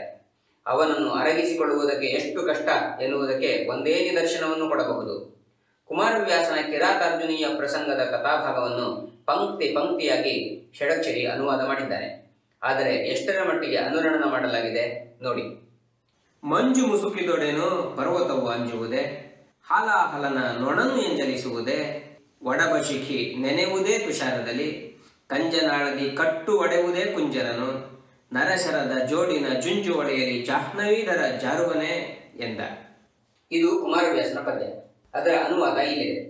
ಮಂಜಿನ ಪುಂಜನೊತ್ತರಿಸಿ ಮುತ್ತಿ ಮುಸುಂಕೆ ಭಯಾರ್ತಿಗೊಳ್ಳುವನೆ ಕಂಜಸಖಂ, ಪತಂಗತತಿ ಪಾಯ್ವೊಡೆ ಬೆರ್ಚುಗುಮೆ ದವಾಗ್ನಿವಾರ್ತಂ, ಜವದಿಂ ಪಳಂಚೆ ಗಿರಿ ಕಂಪನ ವಾಂಪುದೆ, ಪಾಂಡುಪುತ್ರನಾಥಂ ಜಡಿದೊತ್ತೆ ಜಾರಿ ಪೆರಸಾರ್ವನೆ ಧೀರ ಧನಂಜಯಾಂಬಕಂ. ಇದಕ್ಕಿಂತ ಬೇರೆ ನಿದರ್ಶನ ಕುಮಾರವ್ಯಾಸ ಅನುವಾದಕ್ಕೆ ಸಿಕ್ಕನು ಎಂಬುದಕ್ಕೆ. ಗ್ರಂಥ ಸಂಪಾದನೆ. ಜನಸಾಮಾನ್ಯರನ್ನು ದೃಷ್ಟಿಯಲ್ಲಿಟ್ಟುಕೊಂಡು ನಾವು ಈ ಸಂಪುಟವನ್ನು ಸಂಪಾದಿಸಿದ್ದೇವೆ. ಅಂದರೆ ಸಂಶೋಧನೆಗೆ ಗಮನ ಇತ್ತಿಲ್ಲವೆಂದಲ್ಲ. ಎಲ್ಲೆಲ್ಲಿ ಸಾಧ್ಯವೋ, ಎಲ್ಲೆಲ್ಲಿ ಅನಿವಾರ್ಯವೋ ಅಲ್ಲಿ ನಾವು 4-6 ಓಲೆಯ ಪ್ರತಿಗಳನ್ನು ನೋಡಿದ್ದೇವೆ. ಆಗ ಮುಖ್ಯವಾಗಿ ನಾವಿಟ್ಟುಕೊಂಡಿರುವ ಪ್ರತಿಗಳು ಇವು. ಕ 205ನೆಯ ಪ್ರತಿ, ಇದು ತಕ್ಕ ಮಟ್ಟಿಗೆ ಶುದ್ಧ, ವಿಶ್ವಾಸಾರ್ಹ. ಎ 57ನೆಯ ಕಲ್ಲಚ್ಚಿನ ಪ್ರತಿ, ಇದು 1851ರಲ್ಲಿ ಮಂಗಳೂರಿನಲ್ಲಿ ಮುದ್ರಿತವಾದದ್ದು. ಇದು ಕ ಪ್ರತಿಯನ್ನೇ ಬಹುಮಟ್ಟಿಗೆ ಅನುಸರಿಸಿದೆ. ಇದರಲ್ಲಿ ಮೊದಲ 4 ಪರ್ವಗಳು ಮಾತ್ರ ಇವೆ. ಶ್ರೀ TN ಕೃಷ್ಣಯ್ಯ ಶೆಟ್ಟರ ಮುದ್ರಿತ ಪ್ರತಿ ಸುಮಾರು 1925. ಇದರಲ್ಲಿ 18 ಪರ್ವಗಳು, ತಿಮ್ಮಣ್ಣನ ಉತ್ತರ ಭಾರತವೂ ಸೇರಿ ಇದೆ. ಈ ಮುದ್ರಣಕ್ಕೆ ಮಂಗಳೂರಿನ ಪ್ರತಿಯನ್ನೇ ಅನುಸರಿಸುವಂತೆ ಕಾಣುತ್ತದೆ. ಆದರೂ ಅದರಲ್ಲಿಲ್ಲದ ಕೆಲವು ಸಂಧಿಗಳು, ಉದಾಹರಣೆ ವಿರಾಟ ಪರ್ವದಲ್ಲಿ ಬರುವ ಜಟ್ಟಿಗಳ ಕಾಳಗದ ಪ್ರಸಂಗವನ್ನು ವರ್ಣಿಸುವ ಒಂದು ಸಂಧಿ ಹೇಗೋ ಯಾರ ಕೈಯಿಂದಲೋ ಸೇರಿಕೊಂಡಿದೆ. ಓರಿಯೆಂಟಲ್ ಲೈಬ್ರರಿಯ ಹಿಂದಿನ ಪ್ರಕಟಣೆಗಳಲ್ಲಿ ಮೊದಲ 4 ಪರ್ವಗಳು ಏತಕ್ಕೂ ಪ್ರಯೋಜನವಾಗಲಿಲ್ಲ, ಬಹಳ ತಪ್ಪು ದಾರಿ ಹಿಡಿದಿವೆ. ಯುದ್ಧ ಪಂಚಕವನ್ನು ಮಾನ್ಯ ಶ್ರೀ BM ಶ್ರೀಕಂಠಯ್ಯನವರ ಪ್ರಧಾನ ಸಂಪಾದಕತ್ವದ ನೇತೃತ್ವದಲ್ಲಿ ಶ್ರೀ DL ನರಸಿಂಹಾಚಾರ್ಯರು ಭೀಷ್ಮ ಪರ್ವವನ್ನು, ಶ್ರೀ N ಅನಂತರಂಗಾಚಾರ್ಯರು ಉಳಿದ ಪರ್ವಗಳನ್ನು ಸೊಗಸಾಗಿ ಸಂಪಾದಿಸಿದ್ದಾರೆ. ಅವರು ಅಂದು ತಮಗೆ ಸಿಕ್ಕಿದ ಎಲ್ಲ ಸಾಮಗ್ರಿಗಳನ್ನು ನೋಡಿ ತೂಗಿ ಶ್ರೇಷ್ಠವಾಗಿ ಗ್ರಂಥ ಸಂಪಾದನೆ ಮಾಡಿದ್ದಾರೆ. ಉದ್ಯೋಗ ಪರ್ವವನ್ನು ಓರಿಯೆಂಟಲ್ ಲೈಬ್ರರಿಯ ಶ್ರೀ ಕೃಷ್ಣ ಜೋಯಿಸರು ಸಂಪಾದಿಸಿದ್ದಾರೆ. ಇವರು 16 ಓಲೆಯ ಗ್ರಂಥಗಳನ್ನು ಆಧಾರವಾಗಿಟ್ಟುಕೊಂಡು ಪಾಂಡಿತ್ಯಪೂರ್ಣವಾದ ರೀತಿಯಲ್ಲಿ ಸಂಪಾದಿಸಿದ್ದಾರೆ. ನಾವು ಮೊದಲ 4 ಪರ್ವಗಳಿಗೆ ಮೊದಲ 3 ಪ್ರತಿಗಳನ್ನು ಆಶ್ರಯಿಸಿದ್ದೇವೆ. ಕಲ್ಲಚ್ಚಿನ ಪ್ರತಿ ತಕ್ಕ ಮಟ್ಟಿಗೆ ಶುದ್ಧವಾಗಿದ್ದರೂ ಅದರಲ್ಲಾಗಲಿ ಮೊದಲ ಓರಿಯೆಂಟಲ್ ಲೈಬ್ರರಿಯ ಪ್ರತಿಗಳಲ್ಲಾಗಲಿ ಇತರ ಸಂಗ್ರಹಗಳಲ್ಲಾಗಲಿ ಇರದ ಸುಂದರವಾದ ಪಾಠಾಂತರವನ್ನು 207ನೆಯ ಪ್ರತಿಯಲ್ಲಿ ಕಂಡಿದ್ದೇವೆ. ಇಲ್ಲಿ ಅದಕ್ಕೆ ಒಂದೇ ನಿದರ್ಶನವನ್ನು ನೀಡಬಹುದು. ಆದಿಪರ್ವದಲ್ಲಿ ಈ ಪ್ರಸಂಗ ಬರುತ್ತದೆ. ಭೀಮ ದುರ್ಯೋಧನರ ವೈರವನ್ನು ಕಂಡು ಮಮ್ಮಲ ಮರುಗಿದ ಭೀಷ್ಮರು ಹೀಗೆನ್ನುತ್ತಾರೆ: ಮಂಗಳದ ಬೆಳದಿಂಗಳಿನ ಮಳೆ ಸುರಿದುದೇ ಮಹಾದೇವ ಎಂದು. ಈ ಮಾತೇನೋ ಸೊಗಸಾಗಿರುವಂತೆ ಕಂಡರೂ ಅರ್ಥವಾಗಲಿಲ್ಲ. ಸಂಗ್ರಹ ಒಂದರಲ್ಲಿ ಹೀಗಿತ್ತು: ಮಂಗಳದ ಬೆಳುದಿಂಗಳಿಗೆ ಮಳೆ ಸುರಿದಂತೆ ಎಂದು. ಇಲ್ಲಿ ಅರ್ಥಸ್ಪಷ್ಟತೆ ದೊರೆಯಿತೇ ವಿನ ಮೂಲದ ಕವಿಯ ರೂಪಕದ ಸೌಂದರ್ಯ ಕಂಡಂತಾಗಲಿಲ್ಲ. ಆಗ ಆ ಓಲೆಯ ಪ್ರತಿಯಲ್ಲಿ ಕಂಡಿತು ಈ ಸುಂದರವಾದ ಪಾಠಾಂತರ: ಮಂಗಳದ ಬೆಳೆಗೆ ಇಂಗಳಿನ ಮಳೆ ಸುರಿದುದೇ ಮಹಾದೇವ ಎಂದು. ಮಂಗಳದ ಬೆಳೆಗೆ ಇಂಗಳದ ಕಾದ ಕೆಂಡದ ಮಳೆ ಸುರಿಯಿತಲ್ಲ ಎನ್ನುವ ಸುಂದರವಾದ ರೂಪಕ ಕಂಡಿತು. ಹೀಗೆ ಕಾಣಬೇಕಾದ ಕುಮಾರವ್ಯಾಸನ ನೈಜ ಪ್ರತಿಭೆ ಇನ್ನೂ ಉಳಿದುಕೊಂಡಿದೆ. ಮಿತ ಕಾಲದಲ್ಲಿ ನಮ್ಮ ಶಕ್ತಿಗೆ ಸಾಧ್ಯವಾದಷ್ಟನ್ನು ನಾವಿಲ್ಲಿ ಸಾಧಿಸಿದ್ದೇವೆ. ಈ ಹಾದಿಯಲ್ಲಿ ಆಗಬೇಕಾದ ಸಾಧನೆ ಅಗಾಧವಾಗಿದೆ. ಉದ್ಯೋಗ ಪರ್ವಕ್ಕೆ ಪ್ರಚಲಿತ ಮುದ್ರಿತ ಪ್ರತಿಯನ್ನು, ಓರಿಯೆಂಟಲ್ ಲೈಬ್ರರಿಯ ಸಂಶೋಧಿತ ಪ್ರತಿಯನ್ನು ಆಧಾರವಾಗಿಟ್ಟುಕೊಂಡಿದ್ದೇವೆ. ಆ ಗ್ರಂಥ ಸಂಪಾದನಕ್ಕೆ ಅವರು ಪ್ರಚಲಿತವಾದ ಪ್ರತಿಯನ್ನು ಬಿಟ್ಟಿರುವುದರಿಂದ ಹೀಗೆ ಮಾಡಬೇಕಾಯಿತು. ಉಳಿದ 5 ಪರ್ವಗಳಿಗಾಗಿ ಮೇಲೆ ಹೇಳಿದ ಓರಿಯೆಂಟಲ್ ಲೈಬ್ರರಿಯ ವಿಶುದ್ಧವಾದ ಪ್ರತಿಗಳನ್ನೇ ಆಶ್ರಯಿಸಿದ್ದೇವೆ. ಇಲ್ಲಿಯೂ ಪ್ರಚಲಿತವಾದ ಪ್ರತಿಯನ್ನು ಸಂಪಾದಕರು ಕೈಬಿಟ್ಟಿರುವುದರಿಂದ ನಾವು ಅದನ್ನೂ ಗಮನದಲ್ಲಿಟ್ಟುಕೊಂಡಿದ್ದೇವೆ. ಪ್ರಚಲಿತ ಪ್ರತಿಯನ್ನು ಸಂಪೂರ್ಣವಾಗಿ ತ್ಯಜಿಸುವಂತಿಲ್ಲವೆಂಬುದಕ್ಕೆ ಒಂದೇ ನಿದರ್ಶನವನ್ನು ಕೊಡುತ್ತೇವೆ. ಆ ಮಹಾಸ್ತ್ರದ ಹಾನಿ ರೋಷದ ತಾಮಸಾಗ್ನಿಯ ನೋಡಿ ಬಿಡಲ್ ಉದ್ದಾಮನ್ ಅರ್ಜುನ ಕೊಂಡನು ಅಗ್ಗದ ಜಾತಮನ್ಯುವನು. ಓರಿಯೆಂಟಲ್ ಲೈಬ್ರರಿ ಪ್ರತಿ ಕರ್ಣಪರ್ವ ಸಂಧಿ ಪದ್ಯ 47. ಇದಕ್ಕೆ ಪಾಠಾಂತರ ನೋಡಿ ಎನ್ನುವ ಬದಲು ನೊದೆದು ದುರಿದು. ಪ್ರಚಲಿತ ಪ್ರತಿಯಲ್ಲಿ ಹೀಗಿದೆ: ಆ ಮಹಾಸ್ತ್ರದ ಹಾನಿ ರೋಷದ ತಾಮಸಾಗ್ನಿಯ ಊದಿ ಬಿಡಲುದ್ದಾಮನ್ ಅರ್ಜುನ ಕೊಂಡನು ಅಗ್ಗದ ಜಾತಮನ್ಯುವನು. ಇದನ್ನೇ ನಾವು ಸ್ವೀಕರಿಸಿಕೊಂಡಿದ್ದೇವೆ. ಇಂತಹ 16 ಸನ್ನಿವೇಶಗಳು ಬಂದಿವೆ. ಒಟ್ಟಿನಲ್ಲಿ ನಾವು ಸಿದ್ಧಗೊಳಿಸಿರುವುದು ಜನಪ್ರಿಯ ಪ್ರತಿ ಮಾತ್ರ. ಸಂಶೋಧಿತ ವಿಶುದ್ಧ ಪ್ರತಿ ಬರದ ತನಕ ಕುಮಾರವ್ಯಾಸನ ಪ್ರತಿಭೆಯ ನಿಜ ಸ್ವರೂಪದ ಸಂಪೂರ್ಣ ದರ್ಶನ ಆಗುವುದಿಲ್ಲ. ಹಾಗೆ ಮಾಡಲು ಅತ್ಯಂತ ಪ್ರಾಚೀನವಾದ ಹಾಗೂ ಗದುಗಿನ ಸುತ್ತಮುತ್ತಲ ಪ್ರದೇಶದಲ್ಲಿ ದೊರೆಯಬಹುದಾದ ಪ್ರತಿಗಳನ್ನೆಲ್ಲ ಸಂಗ್ರಹಿಸಬೇಕು. 14, 15ನೇ ಶತಮಾನದ ಶಾಸನಗಳನ್ನೆಲ್ಲ ಸಂಗ್ರಹಿಸಿ ಅಭ್ಯಸಿಸಬೇಕು. ಇದು 1-2 ದಶಕದ 4 ವಿದ್ವಾಂಸರ ಕೆಲಸ. ಕೊನೆಯದಾಗಿ ಈ ಪ್ರಕಾಶನ ಕುಮಾರವ್ಯಾಸನನ್ನು ಮನೆ ಮನೆಗೂ ಕೊಂಡೊಯ್ಯುವ ಪ್ರಯತ್ನ ಮಾಡಿದೆ. ಮತ್ತೆ ಆ ದಿನ ಕಾವ್ಯ ರಸಾಸ್ವಾದನದಿಂದ ಭವದ ಭಾರವನ್ನು ಹಗುರ ಮಾಡಿಕೊಳ್ಳುವ ಆ ದಿನ ಬೇಗ ಬರುವಂತಾದರೆ ನಾವೆಲ್ಲ ಧನ್ಯರು. ನಮ್ಮ ಪುಣ್ಯಕ್ಕೆ ನಮಗೊಂದು ವಿಶೇಷ ಸೌಕರ್ಯವಿದೆ. ಅಕ್ಷರ ಪರಿಚಯವಿಲ್ಲದವರು, ಪುಸ್ತಕ ಕ್ರಯ ಕೊಡಲಾರದವರು ಗಮಕಿಗಳ ಅನುಗ್ರಹದಿಂದ ನಾರಣಪ್ಪನ ರಸಾವೇಶದ ರುಚಿಯನ್ನು ಮನದಣಿಯ ಸವಿಯಬಹುದು. ಗದುಗಿನ ಭಾರತವನ್ನು ಕುರಿತು ಮಾತನಾಡುವಾಗ ಅದರ ಅಮೃತ ಸುಖದ ವಿತರಣೆಗೆ ದಿನದಿನವೂ ದುಡಿಯುತ್ತಿರುವ ಗಮಕಿಗಳನ್ನು ನೆನೆಯದಿರುವುದು ಸಾಧ್ಯವಲ್ಲ. ನಾರಣಪ್ಪನ ಕಾವ್ಯದ ಬದುಕಿಗೆ ಗಮಕ ಕಲೆ ಶ್ವಾಸೋಚ್ಛ್ವಾಸದಂತೆ ಅತ್ಯವಶ್ಯಕ. ಓದಿ ಅಥವಾ ಓದಿಸಿ ಕೇಳಿದಲ್ಲದೆ ಕುಮಾರವ್ಯಾಸನ ವಾಣಿಯ ಮಹತ್ತು ಅರಿವಾಗುವುದಿಲ್ಲ. ಕವಿ ಪ್ರತಿಭೆಯ ಸೂಕ್ಷ್ಮ ಸೌಂದರ್ಯಗಳನ್ನು ಅರಿಯಲು ವಿಮರ್ಶನ ಕಲೆ ಎಷ್ಟರ ಮಟ್ಟಿಗೆ ಅವಶ್ಯಕವೋ ಆ ಪ್ರತಿಭೆಯನ್ನು ಆಸ್ವಾದಿಸಲು ಗಮಕ ಕಲೆ ಅಷ್ಟೇ ಮಟ್ಟಿಗೆ ಅವಶ್ಯಕ. ವಿಮರ್ಶಕರು ಗಮಕಿಗಳಾಗಿ, ಗಮಕಿಗಳು ವಿಮರ್ಶಕರಾಗಿ, ಅಥವಾ ವಿಮರ್ಶಕರಿಂದ ಗಮಕಿಗಳರಿತು, ಗಮಕಿಗಳಿಂದ ವಿಮರ್ಶಕರು ಅನುಭವಿಸಿ ಒಬ್ಬರಿಗೊಬ್ಬರು ನೆರವಾಗಿ ಎರಡೂ ಕಲೆಗಳ ಉಪಾಸಕರು ಅನ್ಯೋನ್ಯತೆಯಿಂದ ಕುಮಾರವ್ಯಾಸನ ಸೇವೆಗೆ ಹೊರಟರೆ ಎಂತಹ ಆಶೀರ್ವಾದವಾದೀತು. ಜನಜೀವನಕ್ಕೆ ಅಂತಹ ಪುಣ್ಯಕಾಲ ಈಗಾಗಲೇ ಸ್ವಲ್ಪ ಮಟ್ಟಿಗೆ ಪ್ರಾರಂಭವಾಗಿದೆ. ಇಂದಿನ ಈ ಪ್ರಕಾಶನವೇ ಮಹೋತ್ಸವವಾಗಿ ಅದಕ್ಕೊಂದು ಸಾಕ್ಷಿಯಾಗಿದೆ. ನಮ್ಮ ಕನ್ನಡ ನಾಡಿಗೆ ದೇವರು ಸಹ್ಯಾದ್ರಿಯನ್ನು ದಯಪಾಲಿಸಿದ್ದಾನೆ, ತುಂಗಾ ಕಾವೇರಿಯರನ್ನು ದಯಪಾಲಿಸಿದ್ದಾನೆ, ಪಶ್ಚಿಮ ಸಮುದ್ರದ ಸಂಘ ಸಾನ್ನಿಧ್ಯಗಳನ್ನು ಕೃಪೆ ಮಾಡಿದ್ದಾನೆ.